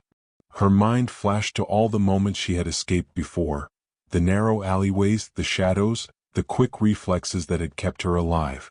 But now, trapped in a dead-end alley with more than one pursuer, she realized survival alone wasn't an option. Ryan's expression hardened. "You're not taking her," he said, his tone leaving no room for argument. "She's not yours. Leave." The man smirked, clearly amused. "And who's going to stop us?" "You." Ryan's eyes narrowed. "Yes," he said simply. "Me. And you'll regret underestimating that." For a moment the alley was still. Jasmine could hear her own heartbeat, sharp and insistent, as the two groups faced each other. The danger pressed against her chest like a physical weight, reminding her that no matter how far she had come, the past wasn't done with her yet. The tension broke when Peter stepped forward again. "Ryan," he said, voice deceptively casual, "this doesn't have to get messy." Ryan didn't flinch. "It already is messy," he said. "You're crossing a line. She's not a pawn in whatever game you're playing." Peter's eyes darkened, and for the first time that night, Jasmine saw a flicker of something truly dangerous in his expression. A cold, calculated awareness that he had power here and he intended to use it. Jasmine's stomach churned. Every instinct screamed at her to run, to disappear, but she couldn't. Not while Ryan was standing in front of her. Not while the men behind Peter were closing in. She gripped Ryan's arm, barely able to speak. What do we do?" Ryan's gaze swept the alley, taking in the brick walls, the shadows, the narrow path that could become either escape or trap. "We fight," he said quietly. "Or we find a way out. But we don't let them control her. Not tonight." Peter smirked again, but it was a thin smile. He signaled the men behind him, and they took a step closer, each movement deliberate. Jasmine felt the weight of the moment settle over her like a storm. She had been running all her life, from hunger, from fear, from people who wanted to hurt her. And now running wasn't an option. She had allies, but the danger was immediate, and the past was catching up faster than she could process. A faint sound of sirens in the distance made her chest tighten. Someone, perhaps security, was approaching. But would they be enough to stop what was coming? Ryan's grip on her arm tightened. "Trust me," he said, his voice a low promise. "We're not letting them win." Jasmine swallowed hard. For the first time in a long time, she allowed herself to believe that maybe, just maybe, she wasn't alone. But as Peter's smirk widened and the men closed in, she realized that tonight was far from over. The lines had been crossed, and the night's danger was just beginning. The past had returned, and it had brought its most ruthless enforcers with it. The alley's walls felt like they were closing in on Jasmine. Every brick, every shadow seemed to whisper danger, reminding her of years spent running through dark streets just to survive another night. Peter and his men had closed the distance, their movements calculated, their eyes sharp with intent. Escape seemed impossible. Ryan's hand tightened around hers. "Keep moving," he whispered. "I think I see a way." Jasmine followed, her breath ragged, heart hammering. Up ahead, the alley made a sharp turn that led to a rusted metal door half hidden behind a stack of trash bins. Ryan approached it, pressing against the cold steel. He pulled a small worn key from his jacket pocket and inserted it into the lock. Jasmine's eyes widened. "Where did you get that?" she whispered. Ryan's jaw tightened. "I prepared for this," he said simply. "There are places in this city you only notice if you know where to look. Trust me." The door creaked open, revealing a narrow passageway dimly lit by a flickering overhead bulb. The smell of damp concrete and old wood filled the air, but it was safe, safer than the alley behind them. Jasmine stepped inside, Ryan following closely, pulling the door shut behind them. For a moment, the two of them stood in silence, catching their breath. Jasmine leaned against the wall, heart pounding, realizing that for the first time that night, she felt a sliver of relief. They had escaped immediate danger. But the weight of the night's events pressed heavily upon her chest. Ryan's voice broke the silence. "We're not safe yet," he said quietly. "Peter won't stop until he knows she's out of the picture." Jasmine nodded, wiping the sweat from her brow. "I know," she whispered. "And the past, it's everywhere. It's like it's chasing me no matter where I go." Ryan crouched beside a stack of old crates, pulling a flashlight from his jacket. He clicked it on, casting a narrow beam of light along the passage walls. "We have to move carefully," he said. "There are multiple exits from this area, but Peter and his men will be looking for us. Every step we take has to count." Jasmine swallowed hard. "I don't know if I can do this," she admitted. "I've been running my whole life. I'm exhausted." Ryan's gaze softened. "I know," he said gently. "But you're stronger than you think. You've survived everything life threw at you. You can survive this too." Her mind flashed back to the shelter in Atlanta, to the nights she had spent hiding in alleyways, avoiding people who meant her harm. Those memories, painful as they were, had also shaped her into someone capable of quick thinking, someone who could anticipate danger. She realized Ryan was right. She did have the strength, even if it felt buried beneath years of fear and exhaustion. They continued down the passage, the walls closing around them as they moved deeper into the darkness. Every sound echoed, making them both jump at the slightest noise. The city outside felt distant, a world of danger that they had temporarily escaped, but not permanently. Suddenly, a faint sound reached their ears, the unmistakable echo of footsteps. Jasmine froze, pressing herself against the wall. Ryan whispered, "Stay quiet." They crouched low, moving along the shadows of the passage. The footsteps grew louder, deliberate, and then just as suddenly they stopped. Jasmine held her breath, her heart pounding so loudly it felt like it could give them away. A moment passed. Then a voice, low, familiar, and dripping with menace, spoke. "They can't have gone far. Check the exits." Jasmine's stomach twisted. "Peter." Ryan tightened his grip on her hand. "Keep moving," he said urgently. "We'll find a safe exit. Just a little further." The passage twisted and turned, the dim light revealing old pipes and exposed wiring. It smelled of dampness and neglect, a forgotten part of the city that most people never saw. For Jasmine, it was oddly comforting, a place where danger could be hidden, where she could finally feel like she had some control. After what felt like an eternity, the passage opened into a small, abandoned storage room. Dust hung in the air, and crates and boxes were stacked haphazardly along the walls. Jasmine leaned against the door, exhaling shakily, grateful for the brief respite. Ryan examined the room, his eyes scanning for potential exits. "We can stay here for a few minutes," he said. "But we need a plan. Peter won't give up easily, and we need to figure out our next move." Jasmine sank to the floor, wrapping her arms around her knees. "I can't keep running forever," she said softly. "It feels like the past, it's everywhere I go. I can't escape it." Ryan knelt beside her, placing a reassuring hand on her shoulder. "You're not running alone anymore," he said firmly. "We're in this together. And we'll face whatever comes next, step by step." She looked at him, a flicker of hope in her eyes. For the first time in years, she felt like she wasn't completely invisible, like someone cared enough to stand with her against the storm. But the night wasn't over. The sound of distant voices reached them again, muffled but unmistakable. Peter's men were still searching, relentless in their pursuit. The hidden passage had bought them time, but it hadn't eliminated the threat. Ryan whispered, "We need to move again. There's another exit at the end of this passage. It'll lead us to the streets, but it's safer than going back the way we came." Jasmine nodded, determination slowly replacing the fear in her chest. She had survived this long, had faced worse odds, and she refused to let Peter and his men corner her. As they moved deeper into the passage, Jasmine's mind raced. She knew the hidden exit would only be temporary safety. Eventually, she would have to confront Peter, confront the secrets of her past, and face the truth about the danger that had been chasing her for years. And yet, for now, the passage offered something she hadn't felt in a long time, a chance to breathe, to plan, and to survive. She glanced at Ryan, gratitude and trust mingling with the fear in her chest. "Thank you," she whispered. Ryan's eyes softened. "We're not done yet. But we're getting closer.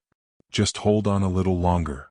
The dim light flickered as they moved toward the end of the passage, the sound of their footsteps echoing against the cold walls. Somewhere beyond the hidden door, Peter and his men were still searching.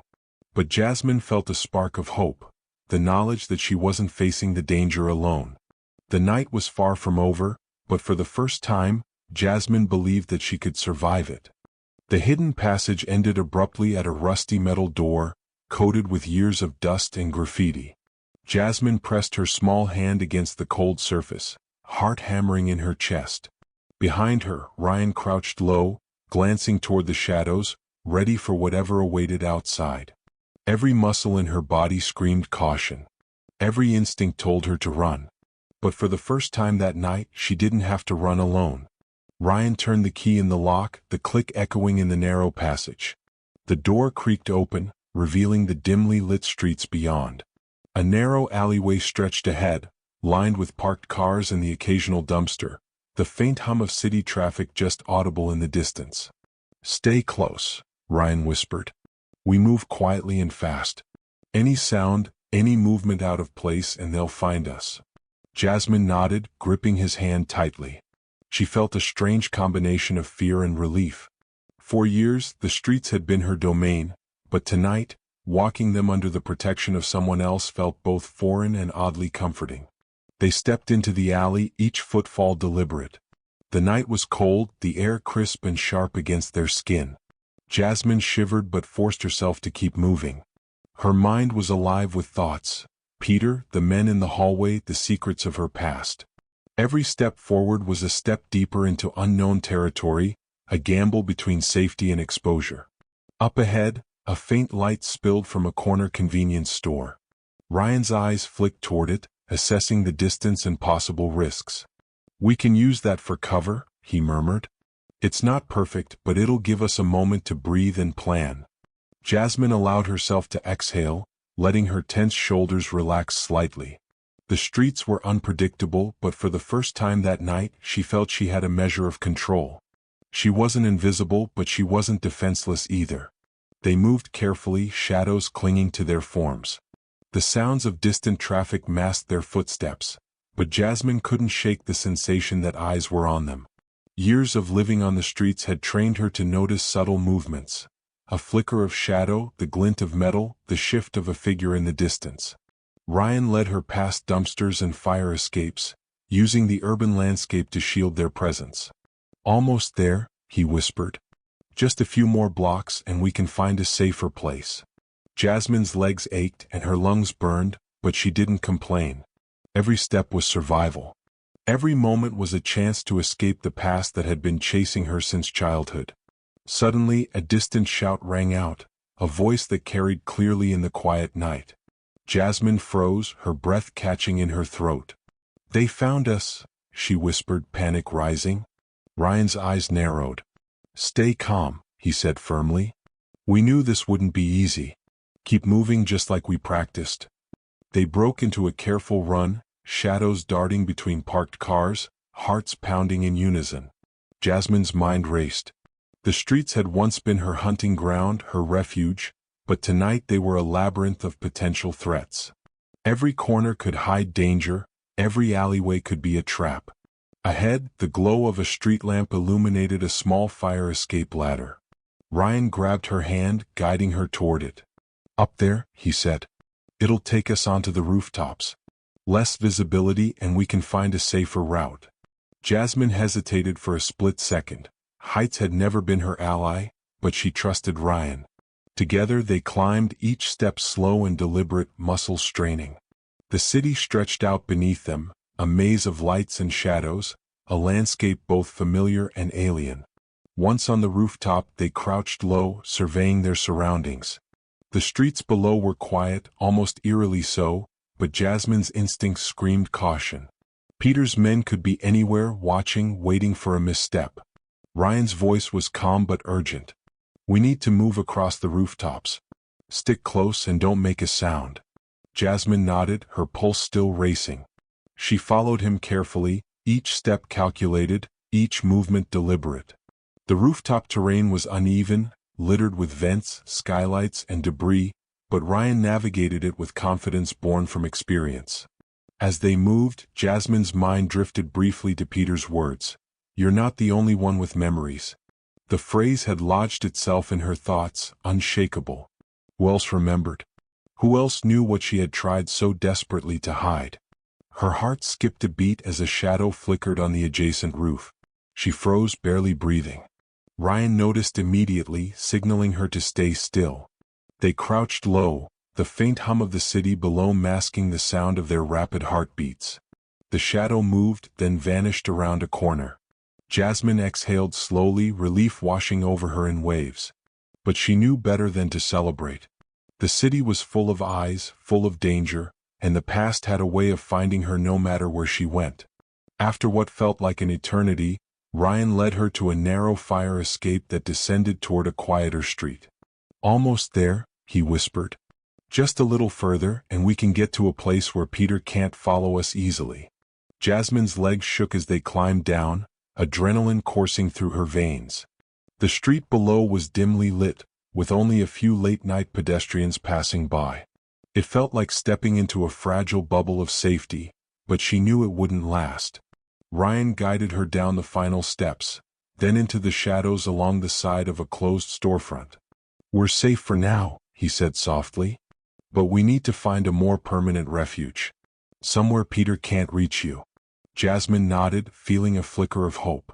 For the first time that night, she allowed herself to breathe without fear pressing against her chest. The streets, once a place of terror, had become a temporary sanctuary under Ryan's guidance. But as she leaned against the cold brick wall, listening to the distant hum of the city, Jasmine knew the night was far from over. Peter's presence loomed like a shadow over every step, and the secrets of her past were not yet fully revealed. The streets had offered a brief reprieve, but the hunt wasn't finished. Peter's men were relentless, and the city's maze-like alleys could only protect her for so long. Jasmine's hand found Ryan's, gripping it tightly. "Thank you," she whispered. "For everything." Ryan's eyes softened. "We're not done yet," he said. "But we're getting closer. Step by step. We survived together." And as they slipped further into the night, moving cautiously through the quiet streets, Jasmine realized that every moment of fear, every step across the rooftops, and every narrow escape had prepared her for the confrontation that would inevitably come. The past was still chasing her, but this time she wasn't running alone. Jasmine and Ryan ducked into the shadows of a quiet side street, the hum of distant traffic masking their rapid breaths. The city felt like a living maze, each alleyway and fire escape a potential refuge or trap. For the first time in hours, Jasmine allowed herself to stand still, pressing her back against the cool brick wall and closing her eyes. Her chest heaved with exhaustion, but relief also seeped in. They had escaped Peter and his men, for now. Ryan crouched beside her, his eyes scanning every corner of the street. "We have a few minutes to regroup," he said softly. "But we can't stay here too long. Peter's men are persistent, and he won't stop until he finds you." Jasmine nodded, swallowing hard. "I know," she whispered. "But, for a moment it feels like we're safe. Like maybe, just maybe, the night isn't entirely against us." Ryan's expression softened, but the tension in his eyes never left. "Safe for now," he repeated. "It's a temporary calm. We have to use it wisely." She took a deep breath, letting herself soak in the small relief, however fleeting it might be. Her mind replayed the events of the night, the stolen bread, Brandon's kindness, Peter's threat, and now their rooftop escape into the streets. Each moment had pushed her closer to exhaustion, closer to fear, yet she had survived them all. "This," Ryan continued, "is our chance to plan. To think about where we go next, who we trust, and how we keep you out of Peter's reach. We can't afford mistakes." Jasmine's heart sank. Planning felt foreign. Her life had been ruled by improvisation and instinct, survival dictated by the streets and the shadows. Strategy was something she had rarely used, until tonight. Do you think he'll come after me?" she asked quietly, voice trembling. "Peter, will he really chase me through the city?" Ryan's jaw tightened. "Yes," he said simply. "And that's why we have to stay ahead. You can't face him alone, Jasmine. Not tonight. Not ever." The mention of her name, said with conviction and care, stirred something in her chest. For the first time she felt the weight of connection, a tether to someone who wouldn't abandon her. Years of solitude had left her wary, but Ryan's presence reminded her that she wasn't invisible anymore. The sound of a distant siren made her jump. Her pulse quickened, though it wasn't an immediate threat. It reminded her that the city never truly slept, and danger could appear in any form: law enforcement, Peter's men, or other shadows from her past. "We can use the moment," Ryan said. "There's a safe house nearby. It's temporary, but it's secure. Cameras, alarms, the works. It'll give us time to regroup and plan our next step." Jasmine's eyes widened. "Safe house? How did you—" "I prepared," Ryan interrupted gently, "for situations like this. I didn't think I'd be rescuing someone tonight, but plans don't always follow the schedule we want. Come on, we have to move before Peter realizes we're gone." The street stretched before them, dimly lit and mostly empty. Jasmine followed closely, her senses alert to every shadow, every flicker of movement. Years on the streets had honed her instincts. Tonight they were sharper than ever. They moved cautiously, avoiding the main roads and sticking to alleys and service streets. Ryan led her through a series of turns and hidden pathways, each step calculated to minimize visibility and maximize cover. Jasmine marveled at his knowledge of the city, how he seemed to know which streets offered refuge and which could be traps. Finally, they reached a narrow doorway tucked between two closed storefronts. Ryan produced another key and unlocked it, motioning Jasmine inside. The door led to a small corridor dimly lit, lined with security cameras and reinforced doors. "This is it," he whispered. "Safe, for now." Inside, the air was warmer, and the faint hum of electronics gave a sense of life that contrasted sharply with the chill outside. Jasmine sank onto a worn couch, letting herself rest for a moment. The weight of the night pressed against her body, making her realize just how exhausted she was. Ryan leaned against the wall, his eyes still scanning the room. "We have a short window," he said. "We need to decide. Do we wait here until Peter gives up, or do we use this time to figure out how to expose him and finally stop him?" Jasmine hesitated. The idea of confronting Peter directly filled her with dread. He was dangerous, manipulative, and had shown a willingness to threaten her life just to protect his secrets. But staying hidden indefinitely wasn't a solution either. The past had a way of catching up, no matter how far she ran. I don't know," she admitted, voice barely above a whisper. "I've spent so long surviving. I don't know if I can face him. But maybe it's time. Maybe I have to." Ryan's expression softened. "You're not alone," he reminded her. "Whatever we decide, I'll be with you. We'll face it together. But you need to be ready. Peter isn't going to back down easily, and the people he has working for him, they're relentless." Jasmine nodded, letting the words settle in. She had spent years hiding, running from shadows that threatened her life. But tonight, with Ryan beside her, she realized that survival wasn't just about escaping danger. It was also about choosing when to confront it. A faint knock at the door made them both freeze.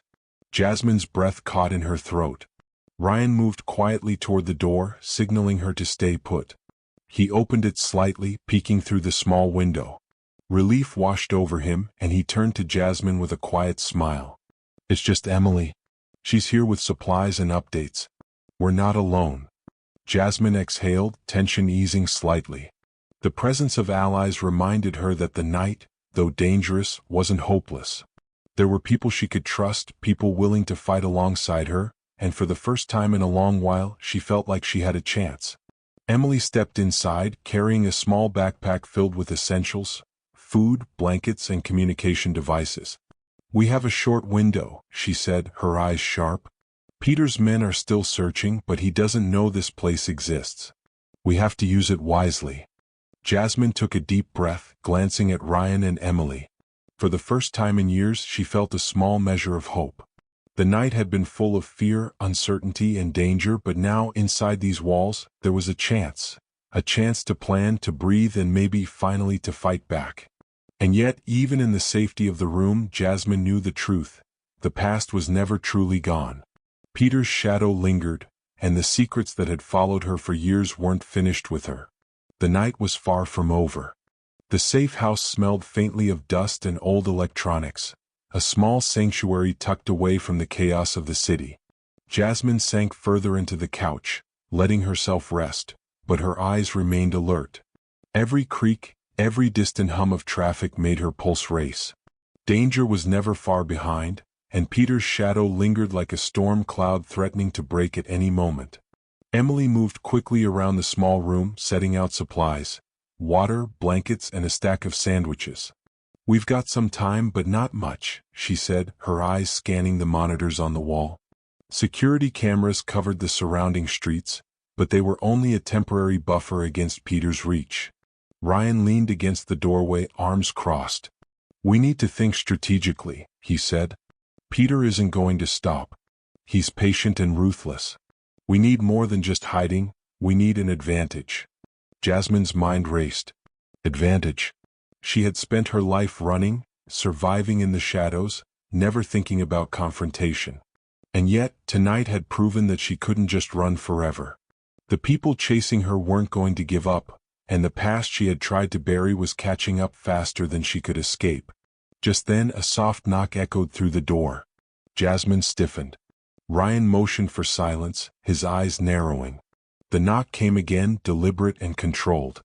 Emily approached cautiously, peering through the peephole. Her eyes widened slightly. It's someone I don't recognize, but they're not here to fight. Ryan motioned for the stranger to enter.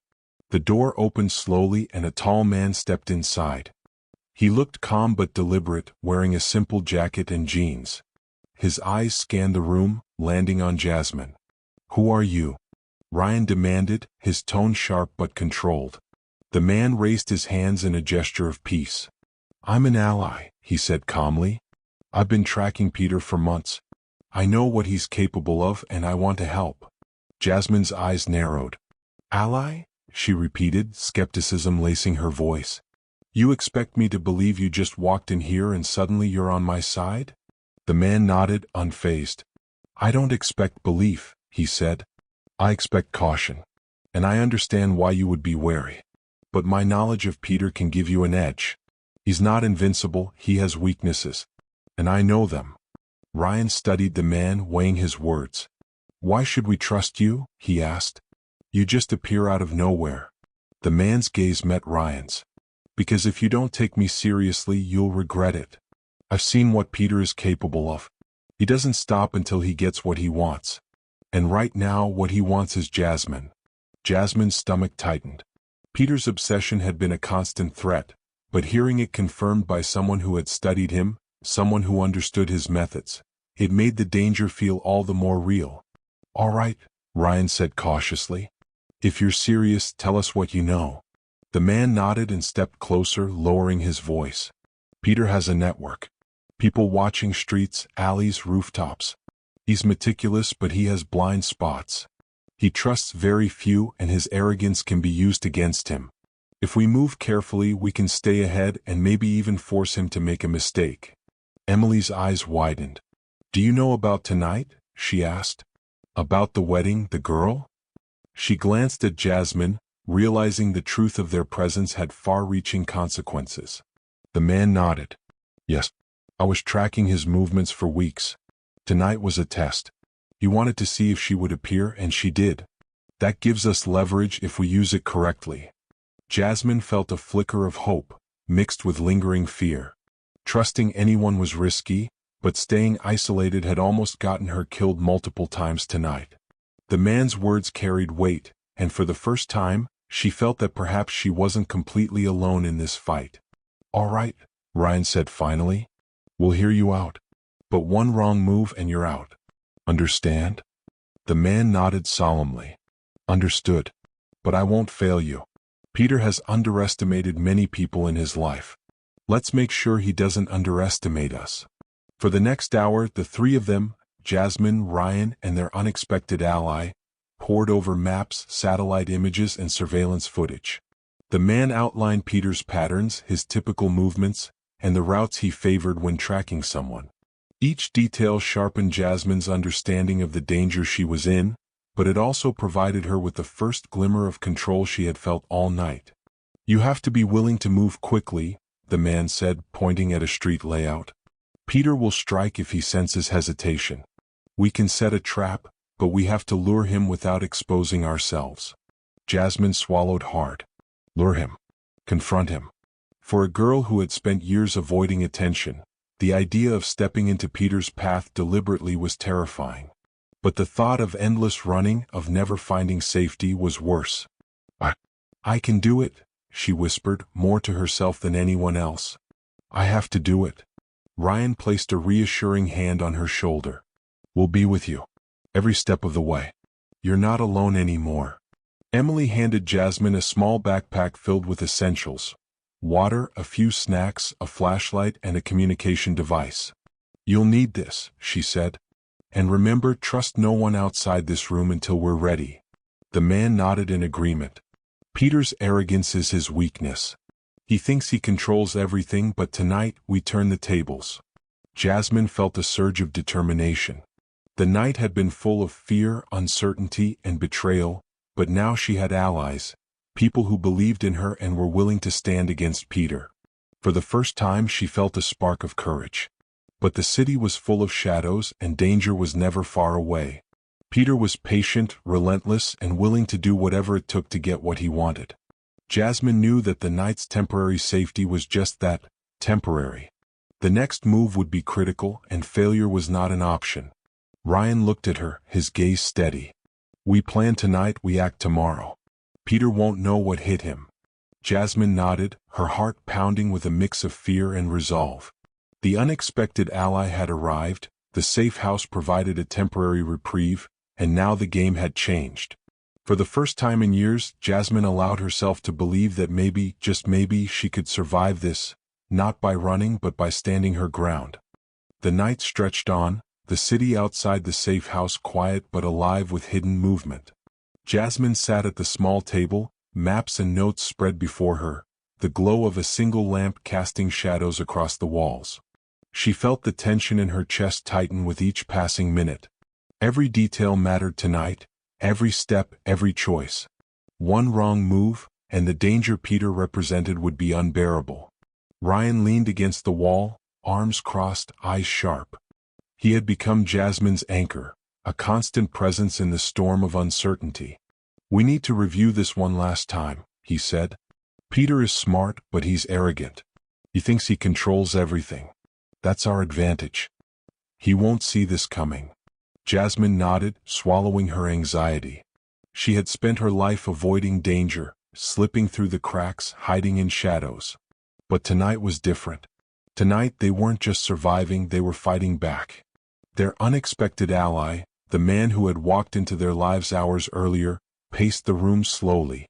"The trap has to be precise," he said, voice low and deliberate. "Peter has eyes everywhere, but there are weak points. We lure him, expose him, and force him to make a mistake. That's the only way to control this." Emily, who had been reviewing the surveillance feeds, chimed in. "We'll have coverage on all entrances and the rooftops. Peter's men won't know where we are until it's too late." Jasmine's heart pounded. The plan sounded brilliant in theory, but she knew the reality would be terrifying. She would have to confront the man who had haunted her for years. She would have to face him and the people he had sent to control her life. Fear coiled in her stomach, but it was mixed with determination. She had survived this long, she could do this. Ryan stepped closer, placing a reassuring hand on her shoulder. "Remember, you're not alone. Every step of this is calculated. You're safe with us. Trust the plan." Jasmine nodded, letting his words steady her.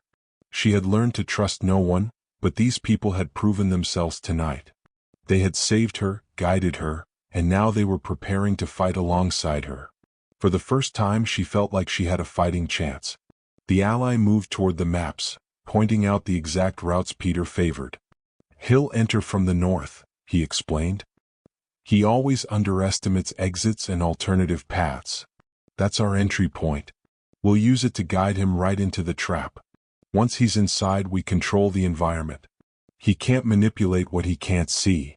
Emily tapped the side of her temple. "We'll have cameras on every angle. If he tries to escape, we'll know. The rooftop coverage will prevent any unnoticed moves. This is our best shot." Jasmine studied the layout, memorizing each detail, the exits, the vantage points, the places where shadows could offer temporary cover. Every movement had to be precise, every action deliberate. She could feel the adrenaline building, a mixture of fear and resolve coursing through her veins. Hours passed as they rehearsed the plan, each of them envisioning every possible scenario. Jasmine's hands trembled slightly, not from fear alone but from the intensity of anticipation. She was about to step into a confrontation she had never imagined, facing a man who had manipulated and threatened her life for years. Finally the ally nodded. "We're ready," he said. "Peter won't see this coming. Tonight we take control." Ryan adjusted his jacket, his eyes never leaving Jasmine. "Remember, stay calm. Follow the plan. And whatever happens, we've got your back." Jasmine took a deep breath, forcing herself to internalize the calm. Fear was inevitable, but courage wasn't the absence of fear. It was moving forward despite it. She had lived her life running from shadows. Now she would stand in the light and fight. They left the safe house in shifts, moving through alleys and quiet streets to their designated positions. Jasmine stayed low, her movements careful and deliberate. Every shadow, every sound heightened her awareness, but she focused on the plan, on the strategy that could finally give her control over Peter's relentless pursuit. From their vantage points, they could see the streets illuminated by sparse streetlights. Cameras were in place and every possible entry point had been covered. Peter's men had no idea that Jasmine, Ryan, Emily, and their ally were already positioned to outmaneuver them. Hours of tension condensed into moments of silent anticipation. Jasmine felt the weight of every second pressing against her. The city, which had always been a place of survival, now became a stage for confrontation, a battlefield where the past and present would collide. Then, finally, a shadow emerged in the distance, the unmistakable figure of Peter. His posture was casual, confident, but Jasmine could see the sharpness in his eyes. He was scanning, calculating, unaware that the trap was set and waiting. Jasmine's breath caught in her throat. This was it, the moment she had been dreading and anticipating for years. Every decision she had made tonight had led to this point. Every step she had taken through danger and uncertainty was culminating here. Peter moved closer, stepping into the designated area, unaware that his movements were being monitored, that every step would lead him straight into their hands. Jasmine's heart pounded as the final pieces fell into place. Emily's voice crackled softly through the communication device. "Now," she whispered. Ryan's hand brushed against Jasmine's shoulder. "Stay focused," he said quietly. "Remember the plan." The ally's voice was calm but firm. "He's here. All units, prepare to move." Peter paused, sensing something amiss. He scanned the street, his eyes narrowing. The confidence he carried was still there, but Jasmine could see the first flicker of uncertainty in his expression. And then the trap snapped. Lights illuminated the streets, cameras tracked every movement, and strategically placed barriers forced Peter into the center of their controlled area. His men realized too late that the advantage had shifted, every escape route blocked, every move anticipated. Jasmine's heart raced as she watched him falter, the arrogance that had once made him so dangerous now becoming his weakness. For the first time, Peter wasn't in control. He was exposed, and the years of fear and manipulation that had haunted Jasmine were about to face the consequences.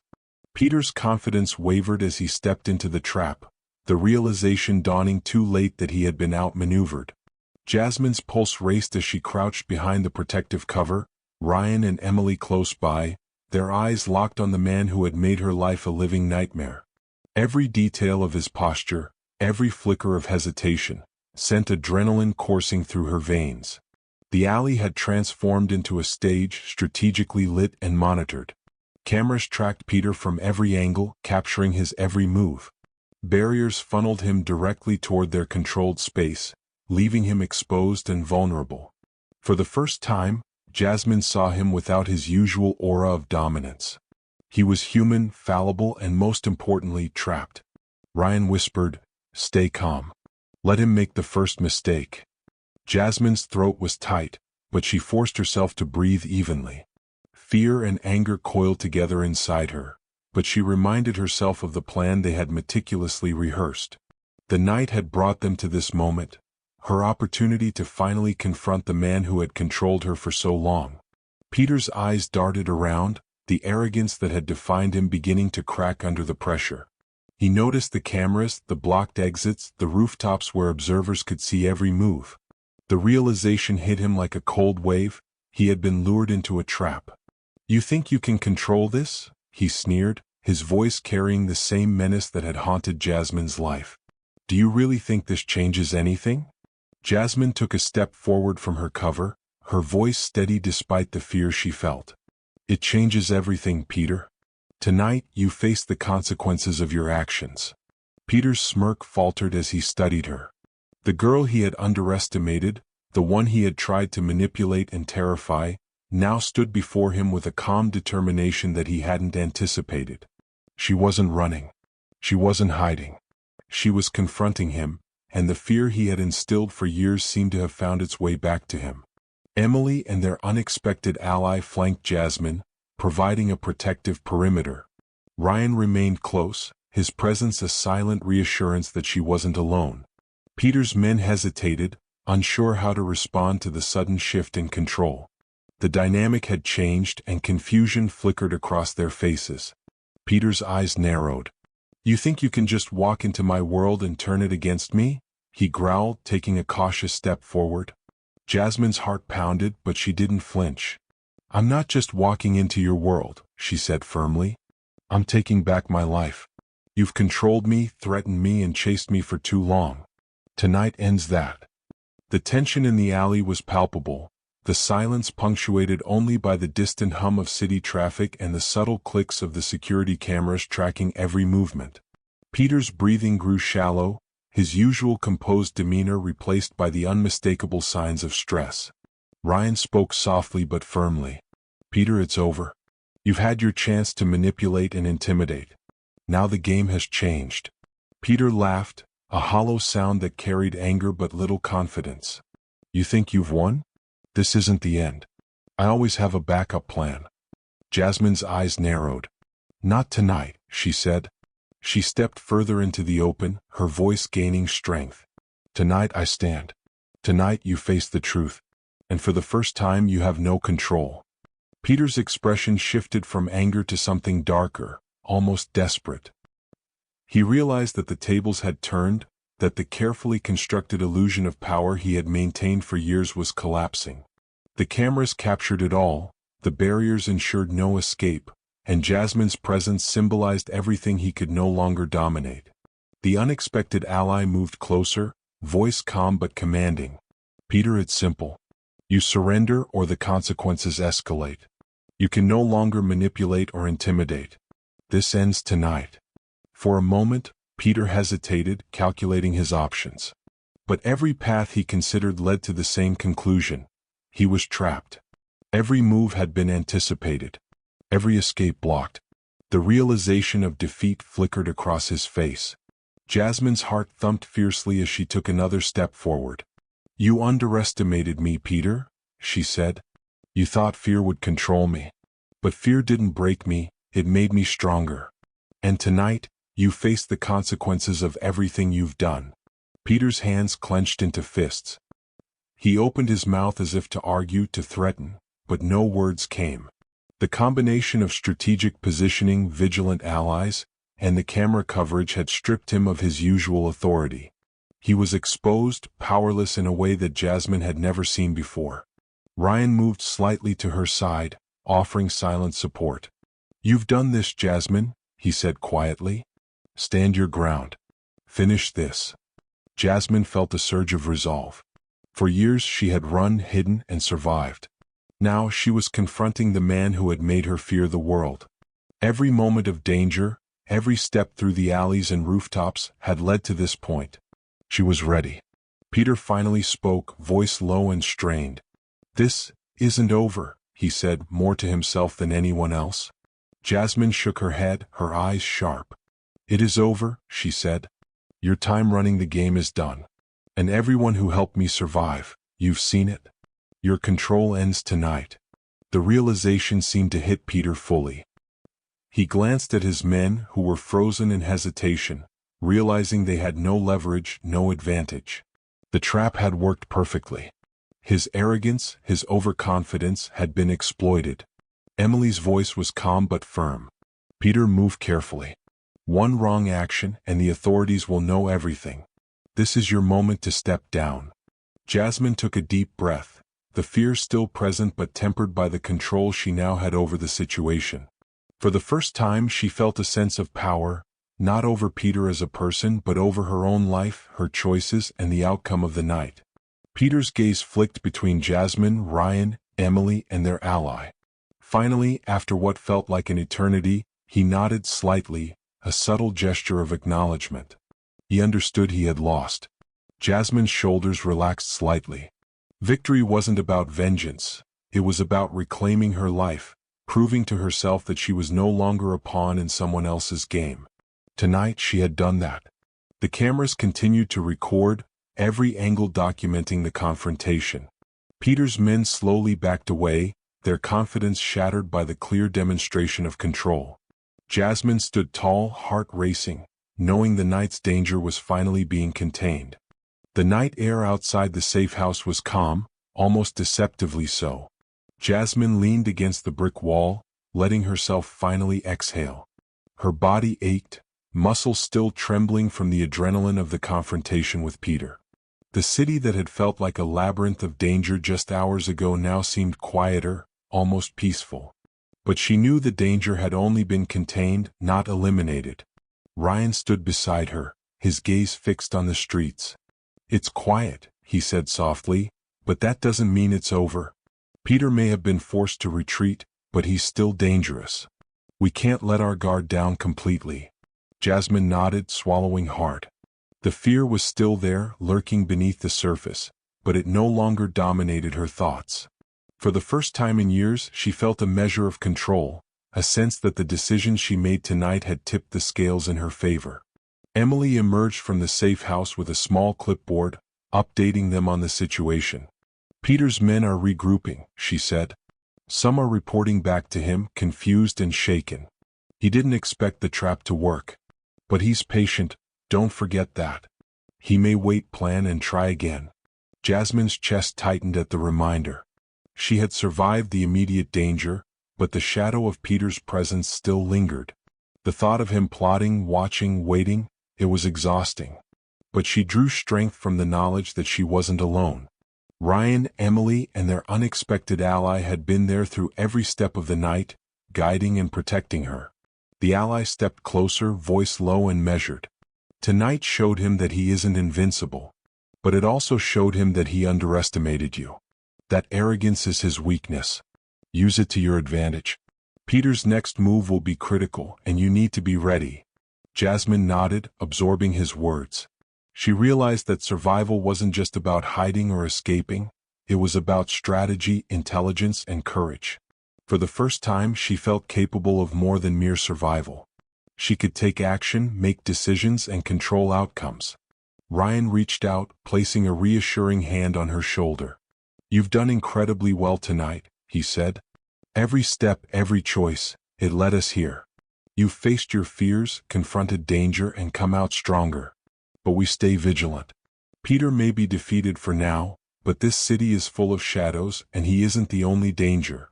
Jasmine allowed herself a small, tired smile. The exhaustion in her body was overwhelming, but there was also relief. Relief that she had survived, relief that she had allies, and relief that she was no longer entirely powerless. Emily handed her a small cup of water. "Drink this," she said softly. "You need to stay hydrated and alert. The night isn't over until it's truly over, and we have to plan for the next steps." Jasmine took the cup with shaking hands, her mind replaying every moment of the night. The theft at the wedding, the rooftop escape, the confrontation. It had all led to this moment. Each challenge had tested her, but tonight she had proven to herself that she was stronger than she had ever imagined. The ally spoke again, his tone calm but firm. "We need to plan for contingencies. Peter may retreat now, but his obsession isn't gone. He'll analyze, adapt, and attempt another move. We must anticipate it and stay ahead." Jasmine nodded, a sense of determination settling over her exhaustion. She had spent years running from shadows, hiding in the dark, and surviving by instinct alone. But tonight had been different. Tonight, she had acted with purpose, strategy, and courage. And that had changed everything. Ryan glanced at her, eyes sharp. "We'll set up more secure locations, rotate positions, and ensure Peter doesn't have a chance to find you. We keep control. That's the key." Jasmine's thoughts drifted to the moments when she had felt powerless, the nights she had spent alone and afraid. Those memories still haunted her, but they no longer dictated her actions. She had allies, a plan, and a sense of agency that she had never experienced before. Emily pulled her aside, lowering her voice. "You've inspired us all tonight," she said. "Your courage, your quick thinking, it's incredible. But rest when you can. You'll need your strength for whatever comes next." Jasmine nodded, feeling the exhaustion overwhelm her briefly. She had survived the night, but the journey wasn't over. The city still held shadows, and Peter's obsession was far from finished. But she knew now that she wasn't powerless. The ally placed a hand gently on her shoulder. "Tonight was a turning point," he said. "You've reclaimed part of your life. But remember, vigilance is everything. Peter will test you again. Stay sharp, stay strategic, and you'll continue to survive, and maybe even thrive." Jasmine took a deep breath, letting the cool night air fill her lungs. She had survived more than she had ever imagined possible. She had faced fear, danger, and manipulation and come out stronger. The city no longer felt like a prison, but a place where she could take control step by step. Ryan's voice cut through her thoughts. "We move forward cautiously. Peter may be defeated tonight, but the next challenge is always waiting. We adapt, we survive, and we control our future." Jasmine nodded, her resolve solidifying.